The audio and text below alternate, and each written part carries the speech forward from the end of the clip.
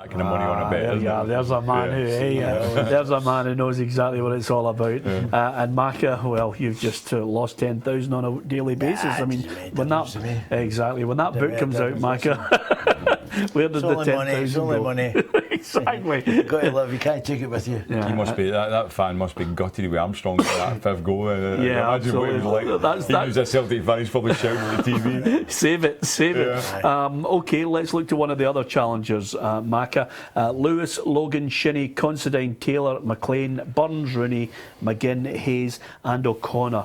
Let me suggest to you something here, because I like the fact that on a Saturday afternoon we give a bit of opinion, we can have a right good argument about it. Okay. Let me suggest to you that I think Hearts will be the main contender with Rangers for second place.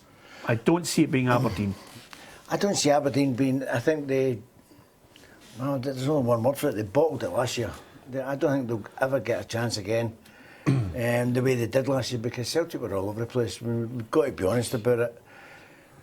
The first time they took points off Celtic the year before, never won it because they lost points to the other team. But last year they should have wiped the floor. I think they took points off Celtic. Yeah. They should have took off. They bottled it. The manager even says they bottled it. So I think maybe this year there's a wee lull. They've not started the way I thought they were going to start. Maybe it's, as you say, Europe. Europe might have been a wee thing for them Thursday nights, but they've not got the squad to cope with that. But Derek McInnes is a good manager. I think he'll have them pushed and he'll have them fired up. But as you say, God knows where they get these players for Hearts, these players that nobody's ever heard of. They're just bringing them in and they're all doing a good job here. They're all playing, they're all looking comfortable. I don't know if Hearts have got it to go the full way, but I think they'll definitely be in the mix. That's my three for the mix. Aberdeen, Hearts and Rangers, that's my three for I don't know, nobody should be a one-man team, but obviously the wee boy Hayes is back. Yeah. And he does make a different Aberdeen side. Definitely. I think the problem for Aberdeen has been the young ones, the Pollets and the Jacks, haven't really kicked on the way we all thought. He's out injured just now. Both of them are out. Pollett's injured. Both of them, there's none of them in the side. Yeah, but they missed Rooney as well last year, didn't they? They missed Rooney. These were players you thought were going to kick on and be forcing into the Scotland national team. Yeah. But maybe it is the injuries that's held them back. But certainly, they just don't look the organised team they used to be. Well, let me tell you this, we could be in for some goals today, Gordon, because Richie Foran said that after that win pre the international break against St Johnstone, he's now got a team that he thinks he's going to go out there and attack. So he's got Aberdeen and then he's got Celtic on the horizon. So we could be in for some goals today. Owen Fawn Williams in goal, Tremarco, Warren, Meekings, Polworth, Draper, Vigers, Tansey, Fisher, King and Mackay is his starting lineup. He's just slowly but surely easing himself into this management game, but if they're out to attack... Well, they got 3 straight defeats and then they got their win. So they got their 3 points. They're still sitting bottom of the league in goal difference from Partick, but at least they got a win under the belt. The interesting thing from Richie Fawn's point of view will be the fact that they're playing Aberdeen, who are obviously considered one of the top teams. But last season, they actually didn't lose to Aberdeen. They beat them twice at home and drew at Pittodrie 2 each. So the record against Aberdeen was good last season, so it'll be interesting to see if he's got them going. I think if Inverness go and have a go at Aberdeen at Pittodrie, I think they'll lose by a couple of goals. Yeah, OK, is anybody going to disagree with me? And I'm going to go Celtic, Rangers, Hearts and then Aberdeen. There's the top 4. Yeah, I'm going to go Celtic, Hearts, Rangers, Aberdeen. Yeah. I'll go the same with you, Peter. Celtic, Rangers, Hearts, Aberdeen. Celtic, Hearts, Aberdeen. That's my 3. And Rangers 4th? Yeah. Wow, Macca. I'm actually going to write that down, by the way. But so it's Celtic, and then you've gone Hearts? Yeah, Hearts. Aberdeen, and then Rangers. I think it'll be shooing for 3rd place with the 2. I think the 2 of them will be. You don't think Rangers will finish in the top 3? It'll be close. Peter says that it's going to, the 4 of them, or the 3 of them are going to be fighting for 2nd. I think it'll be very close. I think you could just toss a coin between the 3 of them, to be honest with you. Yeah, are you surprised? I'm looking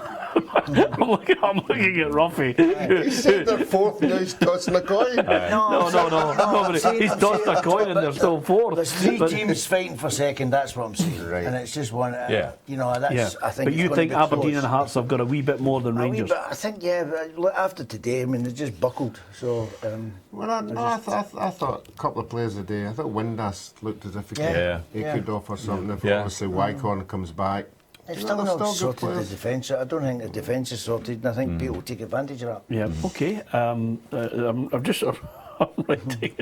I'm writing it down because you know there are moments in this show when you just go, He did say what? Rangers fourth, Peter. Yeah, I You've know. got that, I've you've got Rangers fourth. If he tosses a coin during the break, Yeah, might be absolutely. second. The other great thing about it is I hope we can actually get on camera the look on Ruffy's face there. It was as if there was an extraterrestrial that had landed in the studio.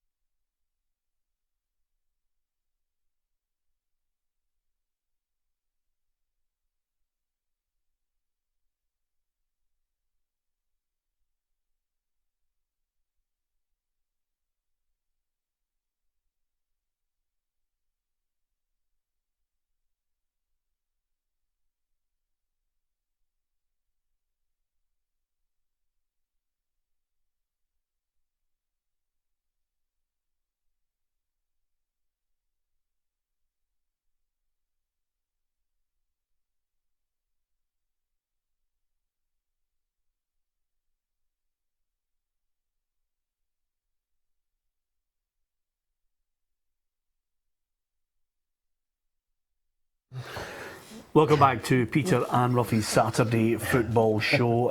Frank McAvenny, prior to the break, reckons that the top four in the Scottish Premiership at the end of this season will be Celtic, Hearts, Aberdeen and Rangers. So we've posted out that message. You can give us your thoughts on that at Peter and Ruffy on Twitter and facebook.com/Peter and Ruffy, because after all, the great thing about this programme on a Saturday afternoon, it's all about opinion. Celtic 5-1 winners Scott Brown, the captain, said it was men against boys. A little more reserved was Brendan Rodgers in the after-match interview. He said it was a brilliant performance from his side and a great result. And we will bring you the thoughts of Mark Warburton, get the thoughts of the guys on the Rangers manager's view on the 90 minutes that unfolded. You can give us your view as well. We've looked at, of course, Aberdeen against Inverness, Cally Thistle, and Dundee against Kilmarnock. Suddenly, Dundee have made signings. I still think there's a little gap, Ruffy, trying to replace two very good strikers that they've lost.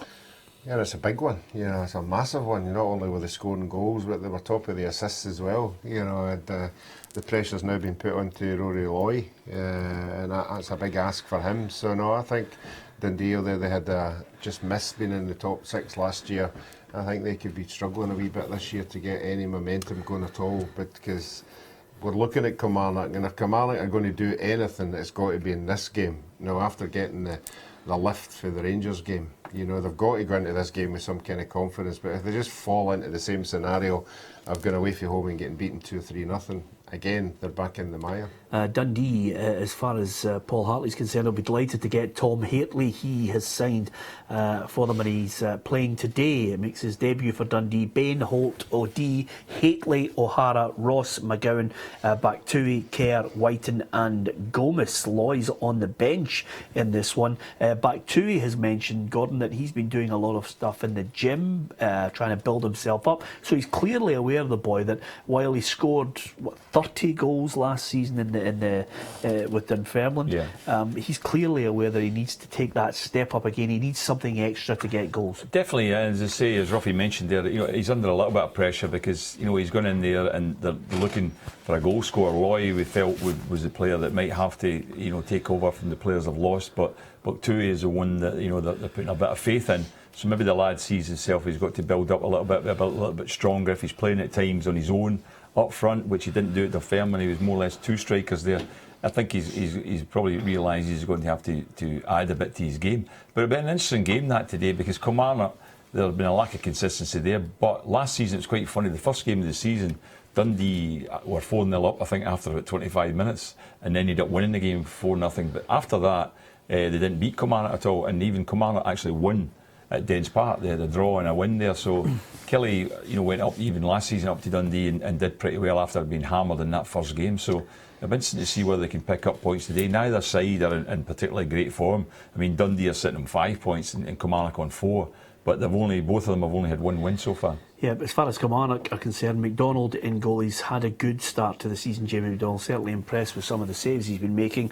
Hendry, Byrne, Scott Boyd, Smith, Frizzle, Hawkshaw, Dicker, McKenzie, Koulibaly and also Chris Boyd as well. I think I speak for everyone on the football show. Our thoughts and condolences go out to all the Boyd family. How he can play today, I mean, is a tremendous measure of resilience, you know, strength of character.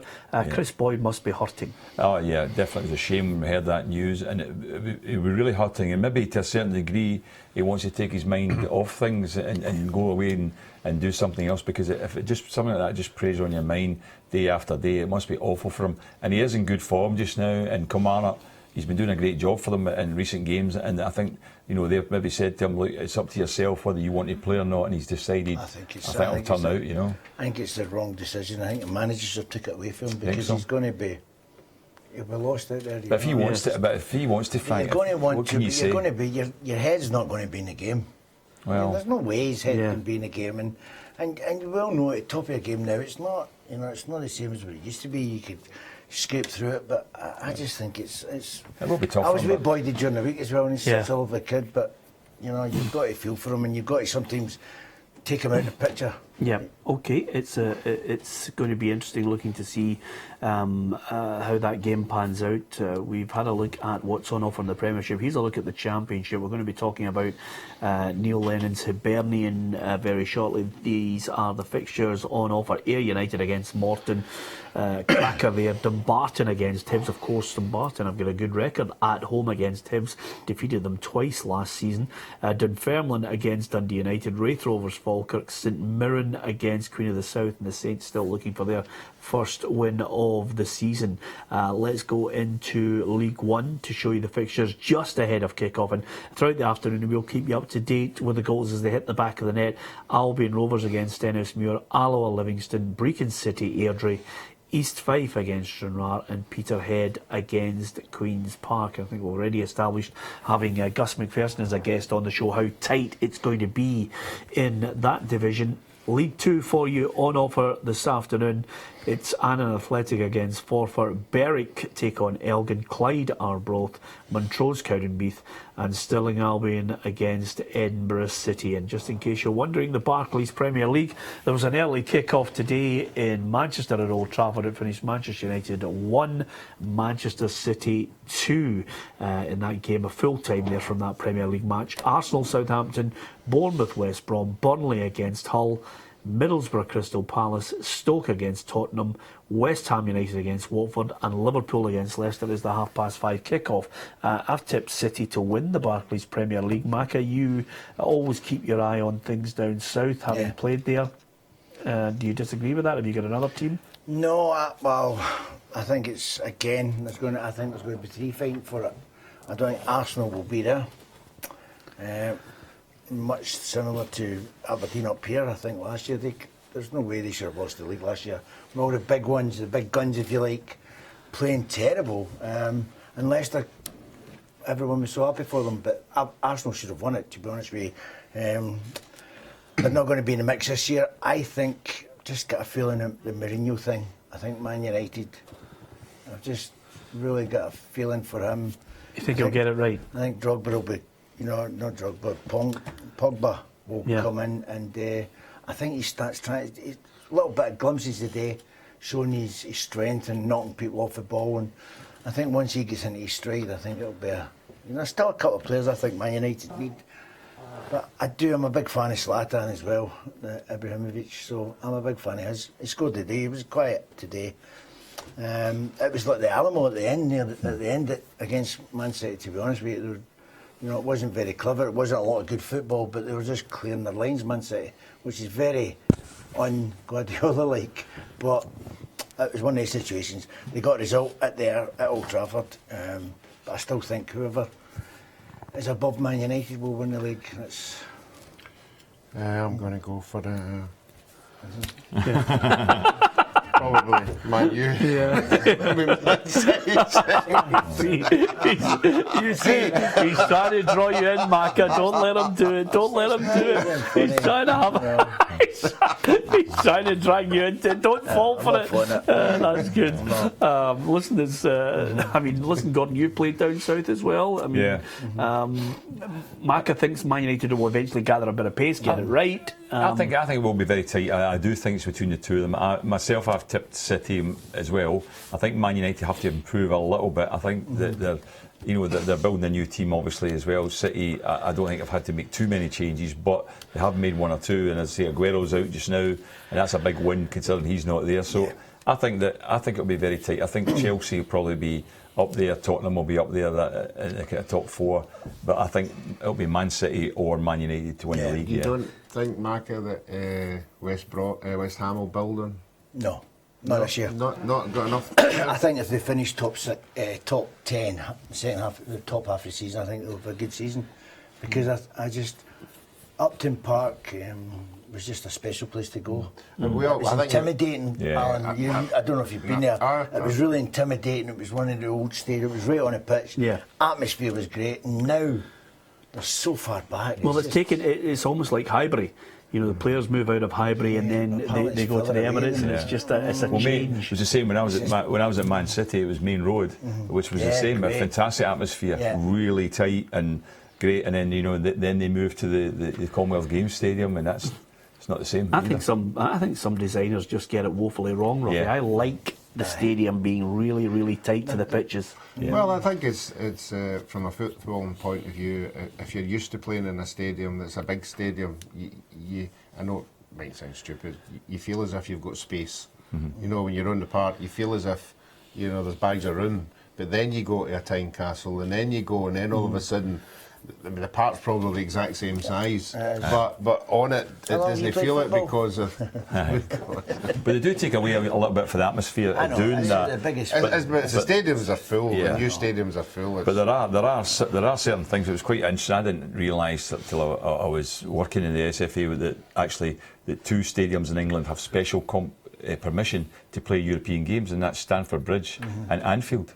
They neither comply with the regulations for football stadiums, and they have to get special dispensation to host games there. Yeah, I would imagine that would change now that Liverpool today have opened the new stand. And Maybe. obviously that it's gone up to 54,000. I would be gobsmacked if Anfield now didn't comply. does not comply Meet the standards, yeah. because of the new stand that the Liverpool fans are going to enjoy there today in that match against Leicester. Incidentally, Moussa Dembele's comments after the match, he says, "I will remember this day for my entire life," and I don't think there's any doubt about that. Scoring a hat-trick and a perfect one in his mind, left foot, right foot header in an Old Firm derby. I think everyone would agree he will indeed remember it. Even if you score one in a game of that stature, sometimes you can be remembered for a very long time indeed. Just other games that I want to draw your attention to. I don't think we've got any goals coming in as yet, Ruffy, but Ross County against Motherwell. Ross County could go third today, depending on results elsewhere as well. Yeah. They've added a few players. They've dropped in, first of all, Ryan Dow is up there, the former Dundee United player, and they come up against a Motherwell side with Ryan Bowman as well, brought in by Mark McGee. He came in from Gateshead. Yeah, Ross County had a terrible start to the season in the League Cup, but they managed to pick themselves up into the league. They had a good season last year. I know Mark McGee's talking up the Motherwell side, saying he thinks he's got better players. I think he's doing that to put a front on the players that he's lost. He's lost quality players. I think this could be a big struggle for Motherwell this year. I just think that the players that they've lost were big players for them. They're relying on a lot of young players coming in. So, no, I'm going to go for Ross County, and I think this will be a long haul for Motherwell this year. Okay, West Ham are already a goal up, Macca, against Watford. And the great thing about this programme is you tend to keep a professional attitude to it, an impartiality. But as far as it's 1-0 Macca, yes, straight away. I was down there last night. Yeah, tell us about that, Macca. It was good. I was telling you the shot. I was down at. It was really there was a couple of hundred people there, and it was just myself and Tony Cotty. Yep. Just reminiscing. It was having a good laugh, and it was. What a partnership you two guys had. Yeah, we scored over 100 goals in 2 seasons, which was good. Yep. And I think Tony will remember the 3 goals he got out of the 100 for many a year, Macca. You were on blister. I was on fire. Yeah. Did he ever beat you in the goal scoring stakes at West Ham? Did he? No. Not that good. He was that good. I made him about 20. Yeah, that'll get to him. Okay, the other thing I was going to say. Can I just say the stats, because I love this stat that we were turning it, and Tony Cotty last night says, put your hands up. There was 200 people there. Put your hands up. There was two derbies on Sky today, and he says, who will be watching the derby at Manchester? And, not many put their hands up. 70% were going to be watching the Old Firm game, and I keep saying it up here. That's why I thought Rangers had to come back, because nobody in England, and as we get interest, was interested in anything. We're all interested in Scottish football, but down there, it's nothing. But the Old Firm comes round, everyone goes to the pub, they'll go and watch it, and and I'd like to see the actual viewing figures. Because it'd be interesting. It's massive, and that's what Celtic and Rangers bring to a worldwide audience, and I think it's great.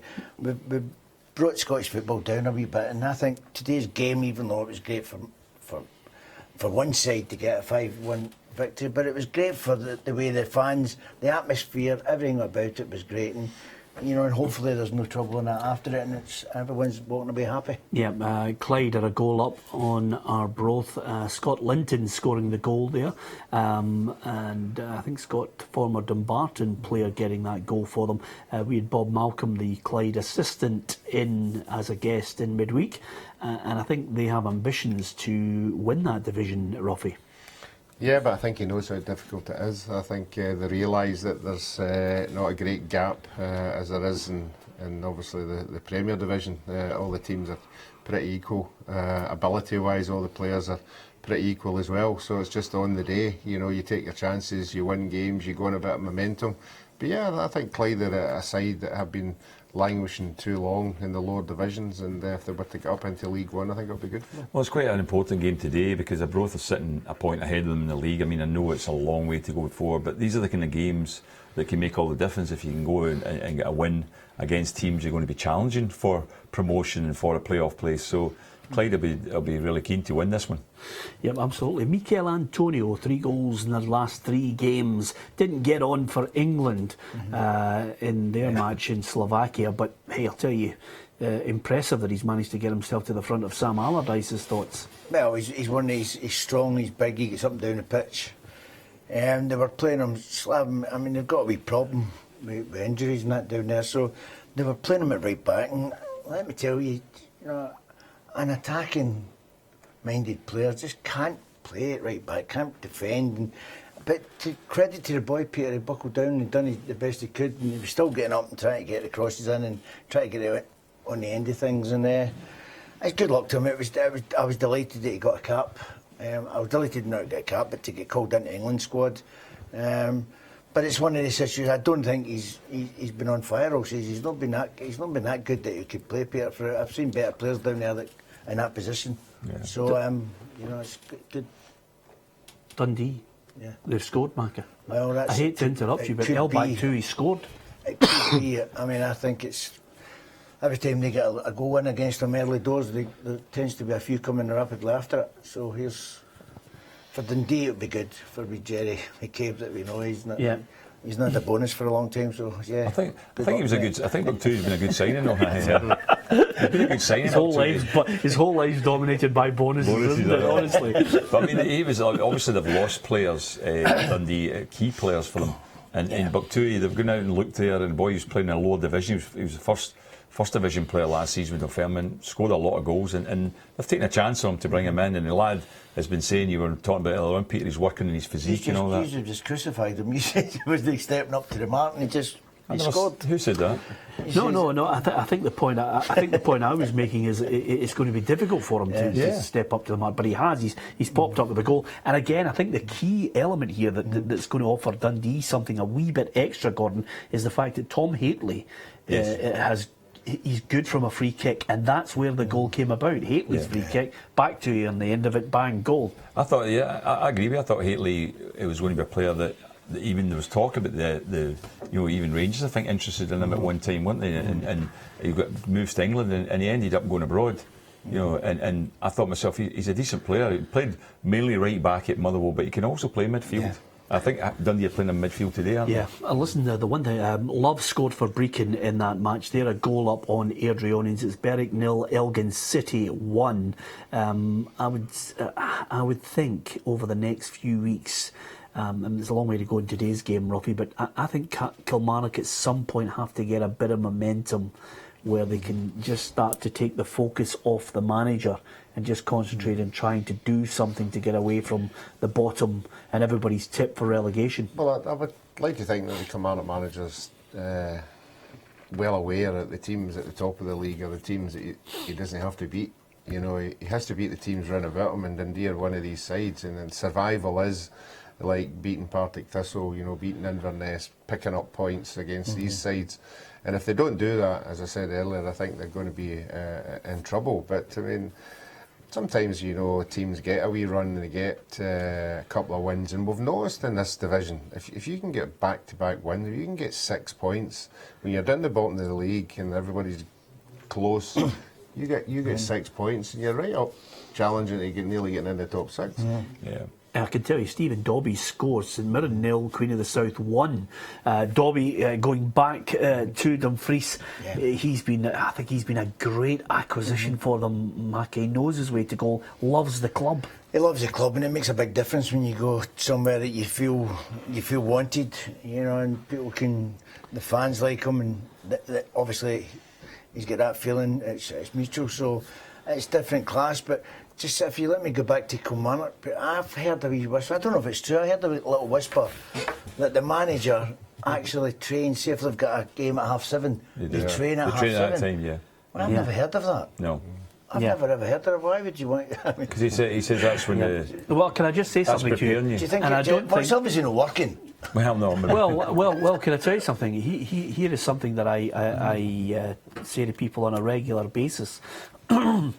What you consider normal and what someone else considers normal are two different things. Just because somebody does something a little out of the ordinary, that doesn't mean to say that they are woefully wrong and we are all correct if you're part of the majority. Yeah. You know, and right now, as funny as Maka says there, if it's out of the ordinary, suddenly, you know, we use it as a stick to beat them with. Yeah, the funny thing you mentioned, that when I went abroad to play, both Austria and Switzerland were exactly the same. We trained at 4 o'clock in the afternoon. And then we did an extra session. We also trained in the morning, but we trained at 4 every day because they said your games are normally in the afternoon. So that was their idea as well. You were preparing for the fact that in terms of your preparation for a day, it was the same as your preparation for training as it would be for a game. In your career, were you ever? I mean, it never happened to me. So I was never not ready for a game. I know that apart from when I played with Lou McCarry, we were peaking on the Fridays and all that. Yeah, you know, and it was a weird one, Peter, because you're going, how can we feel that it's on a Friday? And, I know. You know, when you're in, you feel just good. Some people's idea. We felt Peter says, it's just some people's ideas. You felt and leg weary and all that. And it's just, but every manager I played with always had me ready for a Saturday. 7:30 on a Friday night, you're getting ready to go out. Oh, well. to be fair, well, listen, I hate. Take your point. I hate to be the man to tell you this, but if you have a player who goes out at 7:30 on a Friday night and plays the way Frank McAvenny played, I would say make sure you're out at 7:30 on a Friday night, because his career, he was a wonderful player. Big Billy says that they were asking him about, there was rumours going about, and he says, I don't care. I just scored 4 against Morton, and he says, I don't care what he does. He says, as long as he keeps doing it. Absolutely. I first had noticed when I was there at Celtic, when you used to come wandering up from London Monday. on a Monday morning, and Late. we'd have a wee 6-a-side or something like that. He scored 6 goals. I'm away for a shower. Well, listen, Benteke scored for Crystal Palace. And do you know that there are 2 Bentekes at Crystal Palace now? The younger brother as well is playing at Crystal Palace. Yep. So I'm hoping it's Christian, because I read it in midweek and I thought to myself, well, that's going to be difficult if they score at the weekend. So they're leading at the moment. Shane Sutherland getting that goal for Elgin City. As you can see, we're keeping you right up to date with the goals as they go into the back of the net. Not only in the 4 divisions in Scotland. Sorry, Peter, did the Queen of South goal not stand in? Is it? It's been corrected. Yeah, it's been corrected and it's been given to Derek Lyle. Yeah, right, okay. I think he gets a few goals too. Well, he does, but Dobie ran away celebrating it, and they gave it to Lyle. Right. That's the nature of this Saturday afternoon, Mac. Anybody can claim a goal. We'll put it up, and then it changes. It's a big game that today, because I was thinking, well, Queen of South are the team in form in that league. St Mirren have had a real bad start. Alec Ray last year sort of turned them around when he came in, but they've not started the season well. I mean, and they're sitting at the moment with 2 points, like second bottom of the league, and they say Queen of South being the form team. So you've got to say to yourself, that's a tough game for St Mirren today, because Queen of South are enjoying things. I mean, they've still got the League Cup quarter final to come up against Rangers a couple of weeks' time, and as I say, they're sitting up there. They're sitting now level in points with Ray Throwers in second spot in the league, so they're going well. Yeah, a cushioned header at the back post there for Christian Benteke to score for Crystal Palace at Middlesbrough. I think it always settles you down. Sometimes, here's a suggestion to you guys, that I think when you get a player who comes in to a big club with big expectations, the pressure on you to perform is immense. It's intense as you go out into games. I'm thinking about Benteke. Suddenly had a great season in Aston Villa, then he dipped, then Liverpool paid a substantial amount of money for him, didn't work out. Now he goes to Crystal Palace. Dare I suggest it, there's not as much pressure on him as Arsenal go a goal up in there. In fact, Southampton go. Tadic has scored against Arsenal. Arsenal nil, Southampton 1. He's a good player. We keep talking about it. I mean, we're talking about up here because obviously we're in Scotland, but Celtic and Rangers, you don't realise how big they are until you walk through the front door. And a lot of people who are good players at other teams can't handle it. They just come in and you think, why are you not stepping up and doing what you've done with the other club, and a lot of people just can't step up, Peter. They just can't do that. It's because of the expectation, Frank, isn't it? The I think expectation's so high, you have to It never perform. bothered me because I always believed in my own ability, and you Yeah. think, well, you're going in and you just enjoy it. You're playing. For me, it was a lot easier because, no disrespect to St Mirren, you're playing a club like Celtic. You're playing With better players. Yeah. And I'm down to West Ham, and that's when I noticed that the players that I played with at West Ham were just so far ahead of the boys I left at St Mirren. So they made me better. Yeah. And then when I went to Celtic, it was easier to walk in. It was a bit frustrating the first couple of games because it was my club who I supported as a boy. And you still tend to look at where you stood all the years and all that. So Here's a point, here's a dilemma, and Gordon, I'm going to direct it to you because the other two really couldn't care. Probably. But you care about this next point, which is Dusan Tadic, his free kick bounces down off the crossbar and off the back of Petr Cech into the net. Would we phone Tadic and say, look, this isn't your goal? It is, it's an on goal. it's an own goal. Yeah. Look at the Definitely. official look on his face. Definitely there, is an Rocky, on you goal. see? And I'm not going to boast again, but I was the one that brought that rule in. There you are, that's it. Can you Google that? Oh, no, what I'm going to write down here is, I'm going to write it down, brought boast it? number 478, there it is. I hate doing it, but I have to be honest we love with you for doing I it. have to be honest We with you. love We had a meeting. I was in the football committee of FIFA, and that was one of the things. That was one of the things we had to decide on what an on goal was. Yeah. And I put my point of view. And did And they all I agree don't with goals. you? I I'll don't tell you, goals normally. boast number 435 is the first person to stand up and agree with me was Pelé. Oh, Right.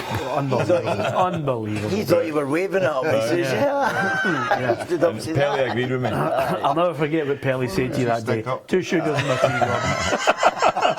So there you are. But that's good. That you've got a name drop in. He's in Scotland. He's in Scotland next week, and you can ask him. Oh, I will do. Are you not interviewing him? No. Are you going along? I'm meeting him for a coffee. Oh, but that's- Are you good? I'll Doesn't see you do there. coffee. I'm there. Oh, absolutely. I'm not missing it for the world. Where is it? Pelly in Scotland. Are you interviewing him? Who's doing it? Yes. Are you? I think it's only fair that we get a chance to. You won't to speak understand to a word. Are you doing it on stage with him? Yes. You Yes. won't understand the words you're saying to him. Why? Because you just, Why? You What, just, does Pelly not speak English? everyone, but you're too quick. You were too quick for Peter. Slow down, son. Slow down. He speaks good You will be. English. Everyone will be laughing. I'm relieved. Gordon's told me he speaks good Speaks good English. Oh, he taught him. Cool. He taught him how to speak English. See when you meet him, he's got a wee package for me. Could you just take See if I can say that. No, but listen, with all due respect, there's a fair difference between his back catalogue and yours. But Dundee nevertheless. United are winning. Dundee Yeah. United are leading at Dunfermline. And I'm done, so you're glad right, that so Dundee glad. United scored there to take Which us team back is Dundee onto United? football. I'll tell you, just on that point of Dundee United, Ray McKinnon's recruited well because Tony Andrew, I think a lot of the United players I've been speaking to, well pleased that he got him in. Well, he was big enough to go to the owners and say, like, some of these players that we've released, I want back again. You know, they acted very quickly to get rid of a lot of their experienced players at the end of the season. But when we looked at the squad one day, they looked as if maybe 60% of that squad, okay, they get relegated. He's managed to hang on to some of them and obviously add a bit of quality like him, and he'll be a big player for them. Because we saw him at Hamilton. He was the main man at Hamilton, wasn't he? He was Andrew. He was up at the 18-yard line. He was scoring goals, creating. He scored a lot of goals for Hamilton. I didn't think really he was well. a Norwich City player, I have to tell you. I'm No, not it being was- disrespectful It to was the a boy. strange move, but it was basically it's a very good sign to get him back up. Yep, Simon Murray has scored that goal. He's one of those boys that I think had to wait his turn at Ruffy. He didn't get it when they were heading down into relegation. No, that's what happens. You know, Johnson beat sometimes managers make decisions, you know, and the pressure's on. You know, sometimes you don't get a chance. They rely on certain players who they think can dig them out the hole they're in. So you have to wait till you get your time. Yep, absolutely. So there's the goal. Simon Murray after 21 minutes in that game against Dunfermline. We'll keep you up to date throughout the afternoon on all the goals going into the back of the net. The fallout from the Old Firm game is incredible. Celtic 5, Rangers 1. It was an incredible spectacle ahead of the kick-off. The Celtic Park full to the gunnels. The noise unbelievable. The colour, as you would expect, incredible. It was a great scene setter, and the game hopefully was going to live up to all the hype. But the first half hour, I have to suggest to you, Gordon Smith, it didn't quite do that. Then there was a mad 3 minutes, and it all came to life. Yeah, it was interesting because what happened was that Rangers played a style that wasn't really normal for them. They actually sat in order that they stoked Celtic in because they thought it was going to be that kind of game. We expected to see Rangers more as an attacking outfit because that's normally the way they play. So that was a tactical thing. They decided to keep it tight, and it didn't quite work out for them because although in the first part Celtic had most of the possession, didn't create an awful lot of chances. Once that first goal went in, then that changed the game. Rangers then felt probably they had to come out a little bit more after that. I can tell you, Stephen Anderson scored the goal. Partick Thistle, Nelson Johnston won. Ruffy, your boys behind. Mm-hmm. Yeah, again, but I keep talking about it every week. So Johnston are the team, that they don't usually get turned over. They usually scrape a win, possibly a draw, and particularly away from home. That like it was last season, wasn't it, Gordon? They went on about 7 or 8 a great run games away from home. But Partick's problem has always been scoring goals and getting that first one, and then trying to hang on to it. So no. But the interesting thing, Ruffy, they actually played, Partick and St Johnstone played 3 times last season. Partick won the 3 of them, once at Firhill and twice in Perth. So they beat St Johnstone 3 times in 3 games. So that, you think to yourself, well, St Johnstone had such a good record last season, yet Partick beat them 3 times. They're not Pittodrie and put 5 by 5, they scored 5 St Johnstone up there, yeah. But I say Partick won both games in Perth, which was amazing. But there's an interesting one as well. That's a big game in that division. Peter Alloa and Livingston today, 2 teams that most people see as their favourites for League One. Yep, absolutely. And Elgin City 2-0 up on Berwick. And what a game we've got at Broadway. It's Clyde 2, Arbroath 1 in that match as well. And I can keep you up to date with all the goals going in across the country. Scott Pittman has scored for Livingston as well in their match. So Livingston leading in that match. And the other goal, McNish, I think it is, who scored in the game for Arbroath. So 2-1 in that game too. Ruffy? You were going to tell us earlier on, the Rangers managers after game interview, I was just wondering what his views were after the game. Yeah, if it hasn't come through, then obviously you can't do it. No, but when it comes through, Ruffy, I'll tell you. Is there any chance you could? No, I thought he might have been out the dressing room, but no. No, he is. I'm going to pick up on him for you now and give you his comments. Put the racing off. Yeah, exactly. I'm actually pausing.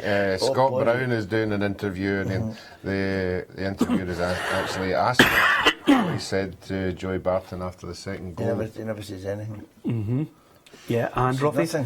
Well, obviously can't play it just now because we're on air. No, so but I'll tell you what he said. Professional. He asked him what did you say to Joey Barton, and he said, I just asked if he was okay.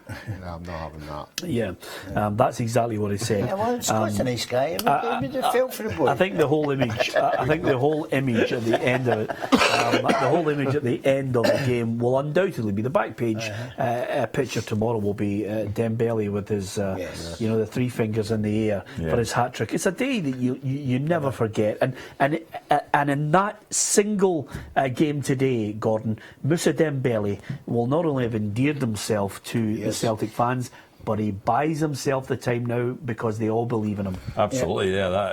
I think it's an amazing day for him because Celtic fans, they're delighted when he scores a hat-trick, but if a player scores a hat-trick against Rangers in a big game, they're going to love him for that, aren't they? I mean, they really are. And as I say, it was also a day when their main scorer wasn't available. Griffiths, people saying, that's going to be a bit of a loss, Celtic not having Griffiths, but Dembele's come up to the mark. Yeah. And to do that when pressure's on you to a degree, he's a young player, but pressure was on him, and he scored 3 very, very good goals as well. Can't take away, as you mentioned before, Peter, when you score a right foot, left foot and header, you can't do any better than that. He's a proper centre forward, Peter. He's big, he's strong, he can hold.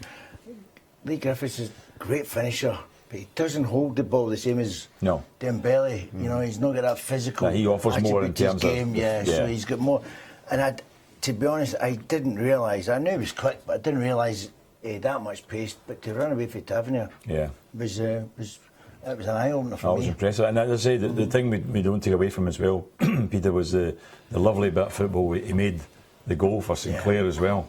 Yeah. So I mean, in the first 4 goals, he scored 3 and made 1. And I think that stands up as well for any measure of analysing a player. You would say top class, wouldn't you? Yeah. Do you think Sinclair's got a case for him not passing the second one to him?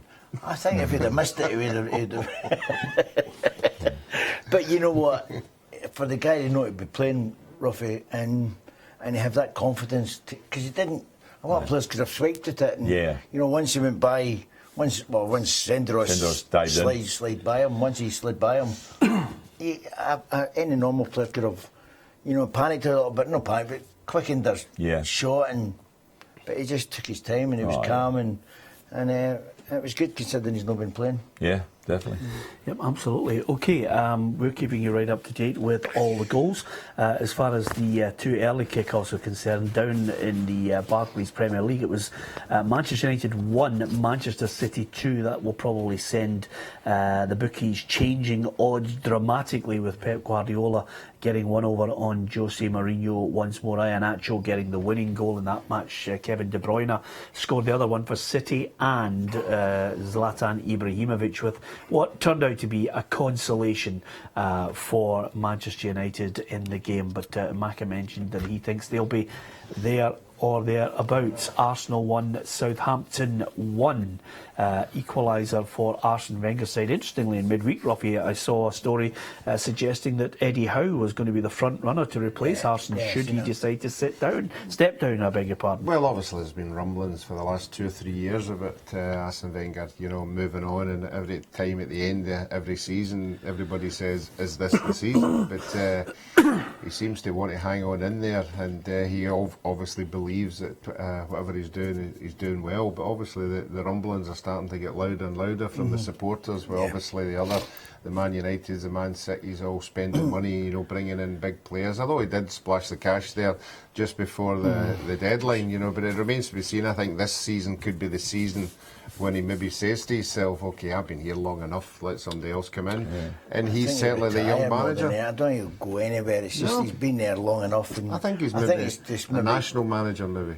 Well, I was down in Bournemouth last week at Warren Cummings' testimonial against AC Milan last Saturday. Warren Cummings played. You remember him? No. You must have played against him. I never played in the leagues. I haven't done the leagues now. I did not. Well, he was the funny thing. The talk was down there. Even I never knew that it would come openly, but the talk among the people in Bournemouth was saying that Eddie Howe is. They asked him about it. They think he's. Is that right? Well, it was almost like put as if it was confidential when I heard about it last Saturday that he was a target for Arsenal if Arsene Wenger goes. But he's done a great job at Bournemouth. He said he's happy at Bournemouth, and he says all the right things, Peter. But of course, it could be. He's happy until Arsenal offer him a 4-year deal, and then he'll have the Arsenal shirt up there and looking forward to it. John Baird has scored. Shut up, Macca, will you? John Baird has scored for Falkirk in that game against Wraith Rovers. I'll tell you, hey, there's a game and a half today that we're going to keep an eye on, Ruffy. Wraith Rovers Falkirk, because Darren Jackson and the manager Gary Locke have got off to a flyer.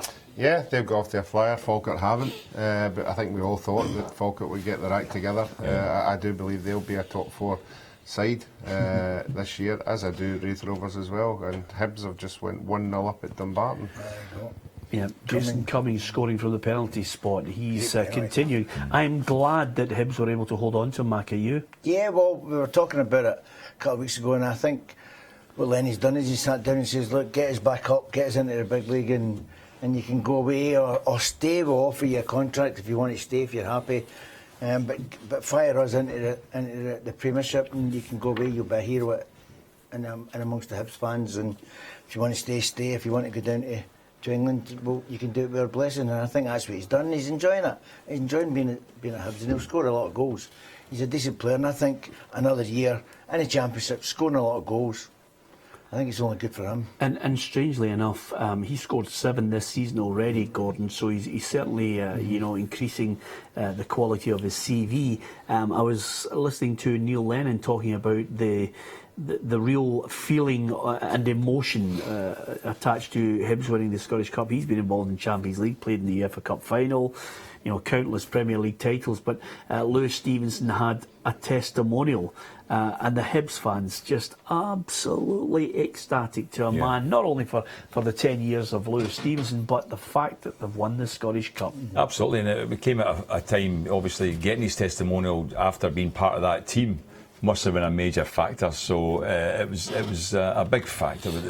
I mean, we used to talk about it years and years. We always had a chat about Hibs every time the Scottish Cup round, and we always worked out how many years it had been since they won the Cup. 110 years, 112, and so to get a Cup win was incredible. And getting in front today again as well, because that, as you said, that was a game they lost twice to Dumbarton last season at Dumbarton, and they're in great form just now.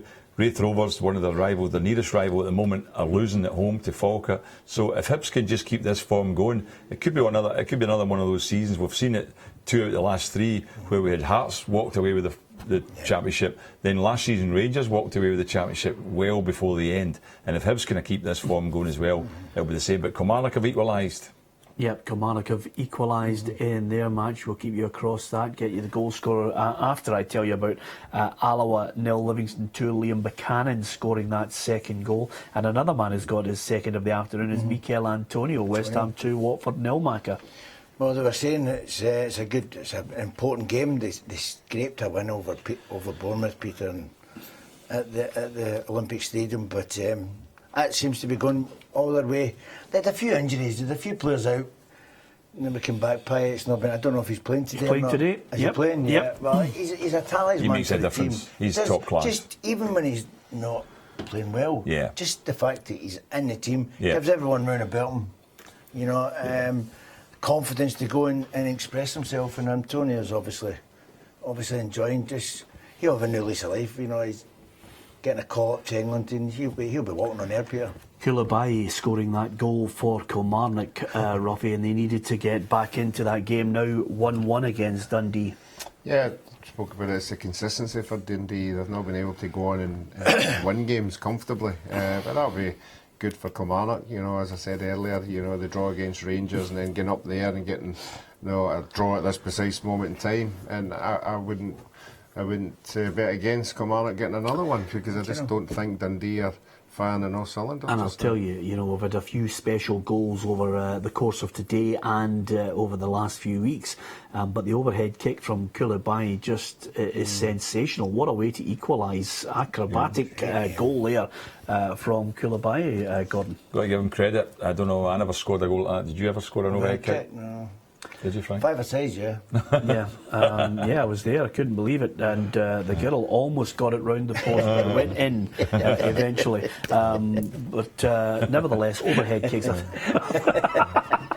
think you need to be. I think you need to be athletic. I mean, even guys. I mean, I'm looking at you two guys. You were great goal scorers, even though you played in midfield, Gordon. But guys who can do, the somersault after it as well. The two masters of the overhead kick, or the scissor kick, or whatever you want to call it, for me were Pele and Cruyff. Oh, yeah. They just thought that was just a... I never saw Cruyff do it. No, I didn't see Cruyff. I'll tell you who I did see do it, and I'm looking forward to debating with you, Ruffy, over maybe a cocktail in Barcelona. But I saw Rivaldo score an overhead kick for Barcelona that was out of this world. I think it secured them Champions League football that season, and he scored it in the last minute of the game. Yeah, I remember that one. Yeah, you're absolutely right. Rivaldo was one of these players that did it. But I can't remember Cruyff. No, I can't remember. Do you know one of the best goals overhead kick I've seen? Zlatan against England. Oh, yeah. Yeah? That's I'll right. tell you the best. He knew. Oh, well, that's from the halfway line. That's unbelievable. Unbelievable, the awareness. Was it a? Yeah, of course it was. Absolutely. But I'm talking about the absolute ultimate bicycle kick had to be Rooney's against Man City. Yes. Yeah? Are we happy with that? Yeah, it's a cracker. Yeah. It's a scissor kick. Livingston in some form today. Yeah, I'll tell you, by the way, that do you know the significance of that? Alloa 0, Livingston 3. This is an Alloa side who were just... They won every game. Every game so far this season. I think they're going to get stats. Well, that's why I'm... Well, I don't know if you've noticed this, Macca, but I didn't even bother looking at you. I was just relating to Gordon. Do you know what I mean? When I start talking about Looney Tunes, I start looking at you two. Do you know the significance? I'm going, they were our tip for the obviously the challenge for the league, and Alloa had the better start. They had 12 points. Livingston had lost the game at 9 points, but So you're thinking today this is an opportunity for Alloa to push further ahead, and there's no chance now. I mean, Livingston. But they are full time. Oh yeah, but I mean that's it shows you what a strong side they are when they're 3-0 up already against a team that's cruising the league and won every game, as we said this season. Yeah, and Livingston in that area, Ruffy, suffered the problems that many clubs suffer. Lots of Old Firm fans leaving the town, not going to support Livy. Yeah, I always think it's a Newtown thing. You know, that even Clyde at Cumbernauld, you know, the Cumbernauld people haven't really got behind the club, you know, and I was speaking to somebody about it and they were just saying that the diehards, Clyde who came from Rutherglen, you know, they just don't want to travel. They just don't want to go there. But you'd have thought with Never Livingston. did support anyway, did they? Really? Well, reasonable, but Livingston's had a relative bit of success. Did you play there? Gone by, you know, Scottish Cup final, wasn't it? Yeah. Cup final, so you would have thought the community would have, you know, at least given them a chance. Listen, guys, I'm going to read this out because I think, you know, people interact with us on Twitter and Facebook, and we take the good with the bad. Joe has just sent a tweet out saying, I'm just watching Peter and Ruffy, it can't be real. Grown men made to wear matching polo shirts. What's your problem, Joe? Have you never gone out on a stag night and you're all wearing the same gear? Badge of honour. Get real. Yeah, absolutely. It's just a wee bit bigger than I thought it was going to be, Mac. But at the end You of the should day- try seeing it for the other end of the camera. well, I was about to say to you, Macca, the point is this, quite simply, we're a team. We're a team, yeah. We're a team. I'm happy Team with game, it. yeah. Yeah, absolutely. I think it's great. Me and Ruffy just turn up, used to do our work, with Yeah. stats and all that. Well, that, It makes you don't even think about what you're wearing, doesn't That's it? exactly. That's exactly. Yeah, well, let's wear black polo shirts. But to be honest with you, it doesn't bother. We're taking a bit of flack for it, Rocky, I have to say, but it doesn't bother me. Yeah, as long as it doesn't find out this is only one each we've got, then we'll put it on every day for the last 2 months. No, there are backups, but there is actually a guy who just consistently nails us for it, and I'm almost certain he wants one of the t-shirts. You know, do you know what, Mac? I think we will. Well, there's the new ones, the away strips coming. Coming, is it, right? And I have to say, different colour, smaller badge. You know, Once it comes, you can have this. Are we allowed to say what our guest is in Barcelona said is the guest a secret? When are you going to Barcelona? Well, wait a minute. No, About the t-shirt. No, I think it's fair. I think now you've let the cat out of the No, I bag. You haven't can't said- come on the show and then say we're allowed to say our special No, guest, I and haven't then said who the special guest is. I Is thought it? no. But if we turn up and there's no special guest, now they go, "What's Ruffy rambling on about?" No, I'm sure they'll turn up. Okay, but by the way, can I just say something? I hope he turns up. But can I just say, he's one of my favourite players. What, the person I'm not allowed to talk? No, you can talk about him now because there's nothing I can do All about right, it. no, we've actually asked. I'll see if you can guess who it is. Kenny? Yeah? No, we'll ask Steve No, Archibald. we've Steve had Archibald Kenny would on 3 times. Steve Archibald? Yes. Well, of course. he lives out It's there, either doesn't him or Lineker. Yes, he does. You know. He lives out I there. went up on him up and I said, "Look, Steve, is there any chance I would love you to come on, ex-Barcelona player?" And he said, his exact first words which is, "I'll definitely come on the show as long as I don't have to wear one of the polo shirts." Ah, dear. We should take him one out, Ruffy. I mean, honestly. I mean, listen, it's growing in popularity as we speak. Just on that point, yeah, we're heading out. Stoke 0, Tottenham 1. So there's a score from the Barclays Premier League. And I have to say, Ruffy, I'm really looking forward to it because it's going to be a big week. Champions League doesn't get any bigger than Barcelona in the new camp as well. I'm looking forward to going out there. Steve Archibald will be alongside. He's a great player for Aberdeen. I thought he was a great player for Tottenham and someone who is highly regarded for his time at Barcelona. Yeah, he's still at Barcelona, still working actively behind the scenes. Just shows you, I mean, clubs like Barcelona are just like Rangers and Celtic. When you get a player there who is a legend, you know, you tend to keep them on board. That's what my feeling is, and we've had this discussion before. I think there's too many legends fall away for our clubs, you know, and don't. I know there are some kept on board, but the other ones don't. But see, he certainly is at Barcelona, and he's actually going to look after as well, are they? Good. Yeah, absolutely. I didn't hear that bit, but Yeah, I'm delighted. I didn't know that I bit. mean, what you haven't said, there's no automatic that you might be on the plane, but I might struggle because we've got the STV charity cycle ride tomorrow. Yeah. Yes. Which could be a tester. Well, if you need a step in, I'm always available. Yeah. Well, Well, if you're 8 o'clock at Linlithgow, I'll bring the bike. yeah, well, to be honest with you, I'm going to say Tom Walsh has equalised for St Mirren. So St Mirren 1-1 with Queen of the South. The reason I'm looking, I'm just thinking to myself, Macca, if Ruffy doesn't make it, it's the STV Children's Appeal. We are on the bike. Oh, no, I don't mean I'm talking about going to Barcelona. Oh, I know that's what you're talking about. I'm not talking about the bike. At the end of the day, Macca, the last thing, I'm just thinking to myself, Gordon, sensible as you are, Barcelona, it would be work. Yes. Ruffy going to Barcelona with me, it means work, and Ruffy's there. Yeah. Macca going to Barcelona with me, it's work, nightclub, second night. Hello everybody, are you still there? Is Macca here? Has anybody seen him? I'm glad I'm not going actually, because I didn't realise you were cycling to Barcelona. Yeah, I thought you were maybe going to the plane. I'm really looking forward to it. The Children's Appeal. I mean, I'm looking forward to it. I mean, yeah. Are you going to make We're it? doing a cycle. We're doing a cycle from. We're actually, because we're flying out quite early, we were going to do what was it, 146 miles? No, 40. 146 miles. We went for the time. What, cycle 10 miles? 10 miles, yeah. That'll take about 10 minutes. No, not at all. We have to. It'll take me 10 minutes. It'll not take him 10 minutes. We'll have to PR and that. And chat to the children that are doing that. Right. Absolutely. PR. You don't know PR, is it? Yes, yes. So I think it's going to be great. There's lots of people doing it, I have to say. So It should be good. Yeah, good Yeah. Let's fundraiser. hope the weather's good. I think Barcelona would be nice, yeah. There's a lot of fundraising going on at the moment. There's different things going on in different places, isn't there? You've not got a walk next week as well. Kilt walk as well. Kilt walk. I think that's a 26 miler though, Rocky. I've done that. That could be a. Oh, that could be nice. it. You think so? Yeah, It's you're fine. 6 Yeah? hours. Oh, you're fine. 6.5 hours, I think it is. Oh, Yeah. I did the West Highland walk. I did. Just out of curiosity, you think you up for 6 hours? That's what it's going to take you. Yeah, no, if Maggie's coming, I couldn't walk with him for 6 Me, I'm not going. I'm not going. Don't worry about that. I've done No. it. Have you- St Mirren equalising now. Queen of South have scored again. It's 2-1. 2-1 down. There you go. So there you are, the goals flying in across the country. Yep, Montrose won, Cowdenbeath won as well. Just when we were talking about Barcelona there, of course, hopefully you'll join us 6:30 on Monday, and also 6:30 on Tuesday as well.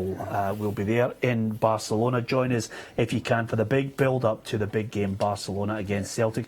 This week I've been on my travels scouting about everywhere. I was down at Lytham, which is a beautiful part of the country, Colin Henry lives there. catching up with Charlie Mulgrew, who's now signed for Blackburn Rovers, and of course Charlie possibly could have stayed on with Brendan Rodgers as the new manager, looking for a new challenge. And I did ask him about Brendan Rodgers and the tactics that he should adopt for Celtic in the new camp. I think there's only one way to play against Barcelona. I mean, you're never going to match them football-wise, you're never going to press them. They're all too good in the ball, including the goalkeeper. I mean, he could play number 10 in Scotland, probably.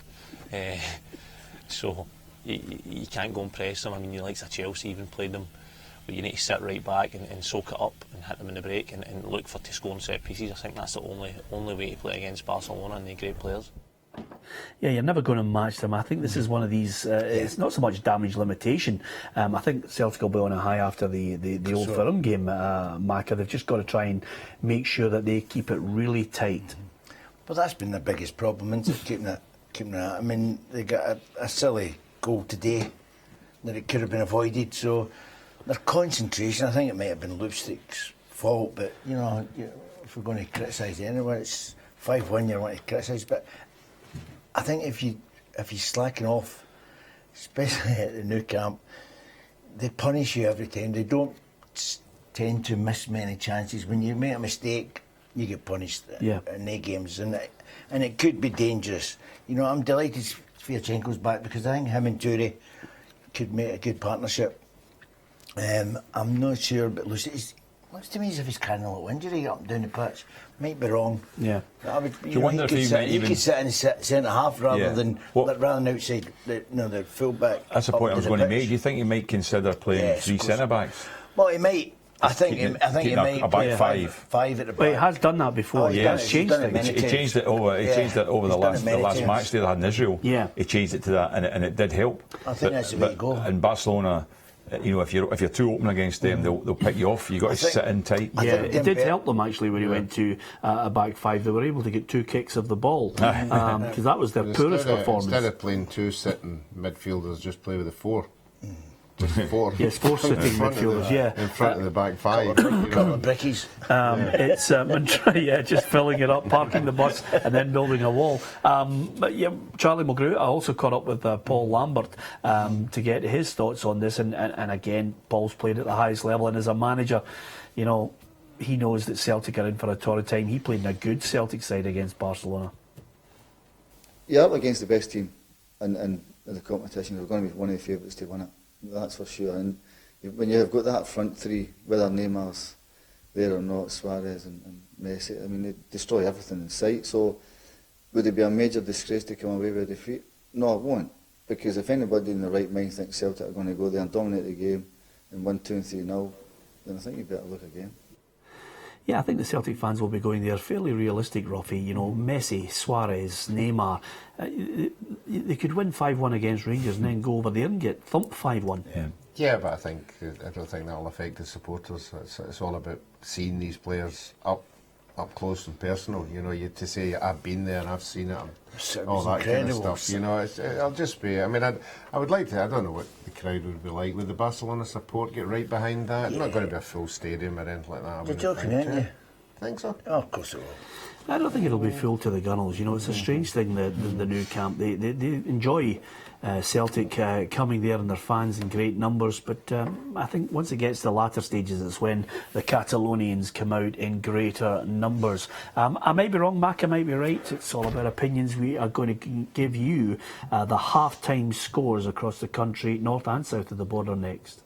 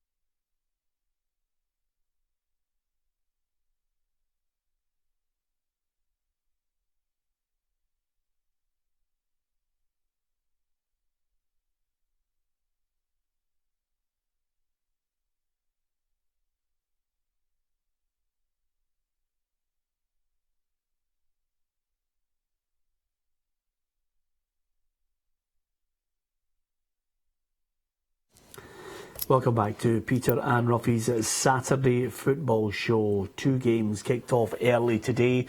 It was Celtic who ran out 5-1 winners in the Old Firm derby against Rangers at Celtic Park, and in the Manchester derby, Manchester United 1, Manchester City 2. Let's look at the half-time scores across the country in the Premiership.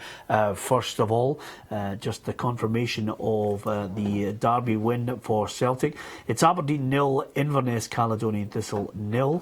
Dundee 1, Kilmarnock 1, no goals at Tynecastle, Hearts 0, Hamilton 0, Partick Thistle 0, St Johnstone 1, and Ross County 0, Motherwell 0. So goals in short supply in the Premiership. What about the Championship today? Hibs were looking to go to Dumbarton, see if they could reverse that poor form from last season. Ayr United 0, Morton 0, Dumbarton 0, Hibernian 1 at half-time. Dunfermline 0, Dundee United 1. I can tell you that Cammy Bell, the Dundee United goalkeeper, has saved 3 penalties in that match. Wraith Rovers 0, Falkirk 1, St Mirren 1, Queen of the South 2. So, 3 penalty saves. It's been a long time. I'm going to actually rack my brain to think of any other keeper. You guys get your thinking caps on. Let's go to League 1 for the half-time scores. Albion Rovers 0, Stenhousemuir 0. Alloa 0, Livingston 3. That was a top of the table clash. Brecon City 1, Airdrieonians 1, East Fife 1, Stranraer 0, and Peterhead 0, Queen's Park 0. So that's how it looks in League 1. Let's go to League 2 for the half-time scores. Annan Athletic 1, Forfar 0, Berwick 1, Elgin City 2, Clyde 2, Arbroath 2, Montrose 1, Cowdenbeath 1, and Stirling Albion 0, Edinburgh City 0. Into the Barclays Premier League. The early kick-off, as I already alluded to, was at Old Trafford. Manchester United 1, Manchester City 2 is how it finished. Arsenal 1, Southampton 1. No goals between Bournemouth, West Brom and Burnley against Hull. Middlesbrough 1, Crystal Palace 1, Stoke City 0, Tottenham Hotspur 1. And at the new London Stadium, West Ham 2, Watford 2. Liverpool against Leicester City, with the new stand opening today for all the Liverpool fans to see at Anfield in the 5:30 kick-off. It certainly will be an emotional day as the run-out from the dressing rooms to the tunnel has completely changed now at Anfield. So it'll be interesting to see the pictures of that tonight. But go on then, Gordon. You've been having a little look to see if you can get a goalkeeper that saved 3 penalties. Well, I don't know if the goalkeeper saved them, but there was a game, Crystal Palace against Brighton. The referee awarded 5 penalties in 27 minutes. Wow. And Crystal Palace missed 3 of theirs and scored 1 out of 4, and Brighton scored their 1 they got. So Palace had 4 and missed 3 of them. Great line there from Gordon. They missed 3 of them and scored the other 1 out of 4. So there you are, keeping us up to date, just in case anybody couldn't actually work it all out. But 3 penalties saved. Cammy Bell, that is sensational. He might at least get a few paragraphs in tomorrow's papers, but how far back in the paper, because it'll be dominated by Celtic's 5-1 win over Rangers. More after the break.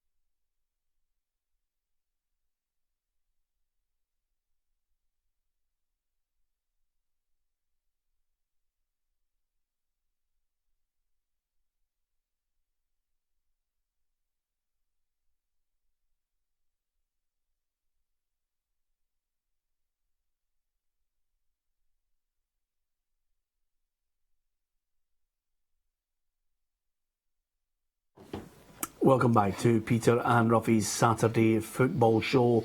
We've had, well, an unbelievable start to the programme, because after 90 minutes of that Old Firm encounter, the fallout from it, so many people tweeting us at Peter and Ruffy on Twitter and facebook.com/Peter and Ruffy. Some fans, as you would expect, wallowing in it with Celtic's emphatic victory, and some Rangers fans just questioning some of the team selection and the performances of some of the players.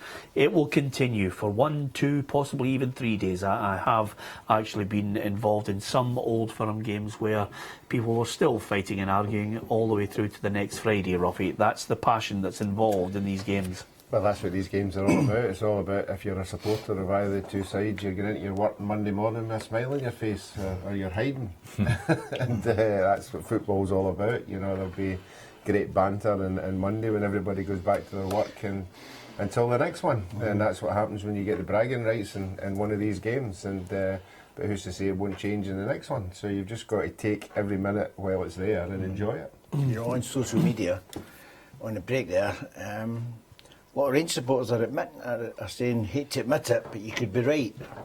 Me? Yeah. About Rangers being fourth. Well, There you go. there you are. And you know what they say, Gordon? Self-praise is no praise. Well, there indeed. is there. It is actually. Listen, I'm not ridiculing you. After today, probably right. I could say it as well. You could be right. You could be right, but you could be wrong. So it's up. It's just opinion, isn't it? I mean, it's too early at this stage. It really is too early to try and predict where they're going to finish. No.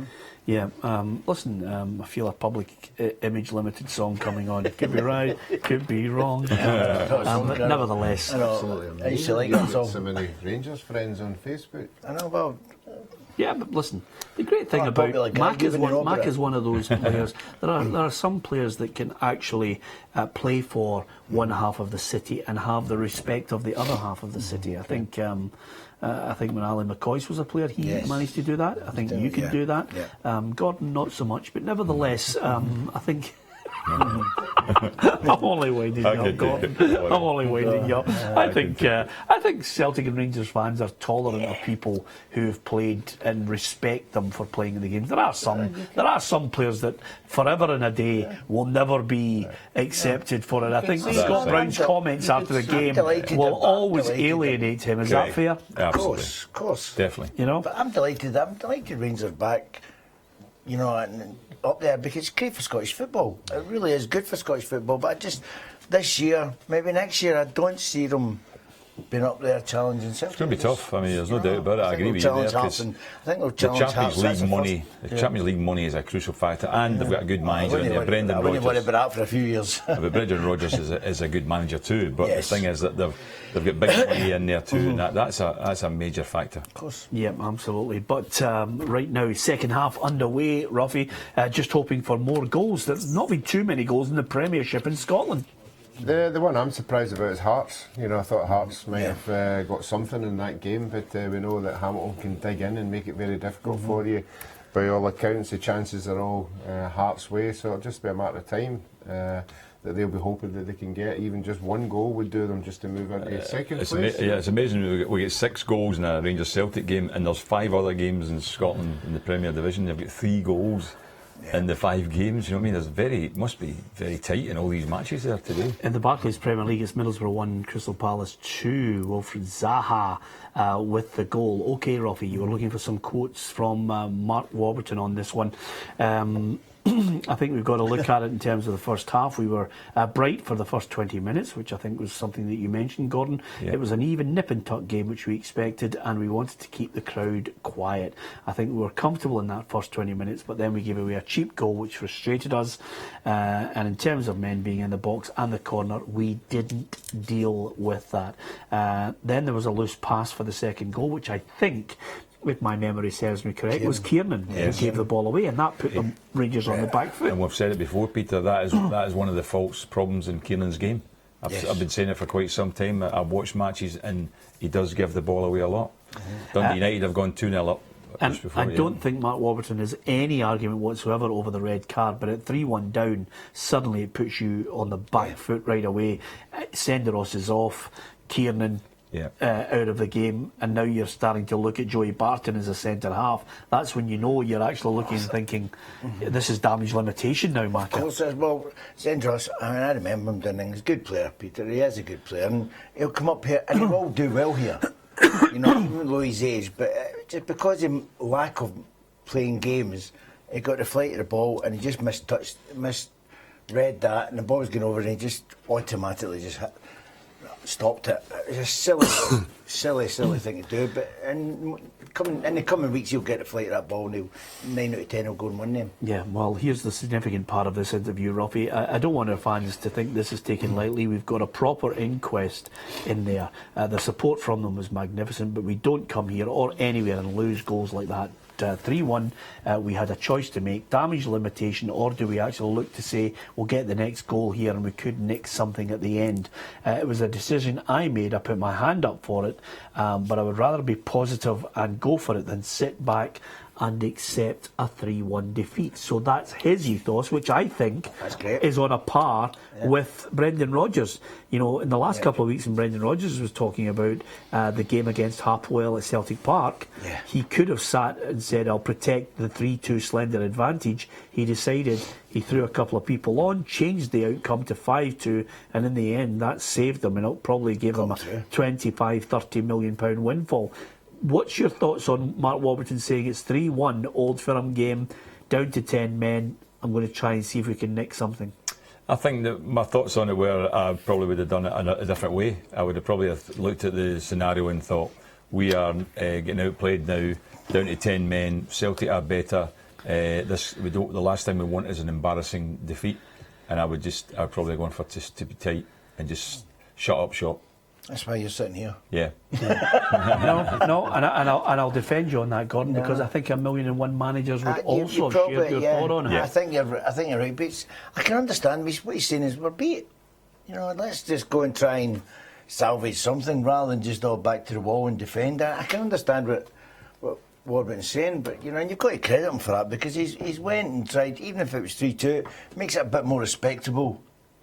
Considering what's happened, but you know, it didn't make any difference. It becomes disrespectful then when it's 5-1 because it's a hammer, isn't it? But he took a gamble, he took a chance, and as a manager, you've got to live and die by the decisions that you make. So I think you do that if you've got 11 players and your team's still intact. I think you maybe go for the game. You play an attacking style, but if you're down to 10 men, you've lost two centre. Well, let me say something else. Lost two centre backs. When there's 11 against 11, the centre halves are not doing what they're supposed to do. So when you have two so-called centre halves go off, what you got to do? Listen, Paul Kearney scored for Ayr. And that's what happens. Paul Kearney scored for Ayr. They're 1-0 up in Morton.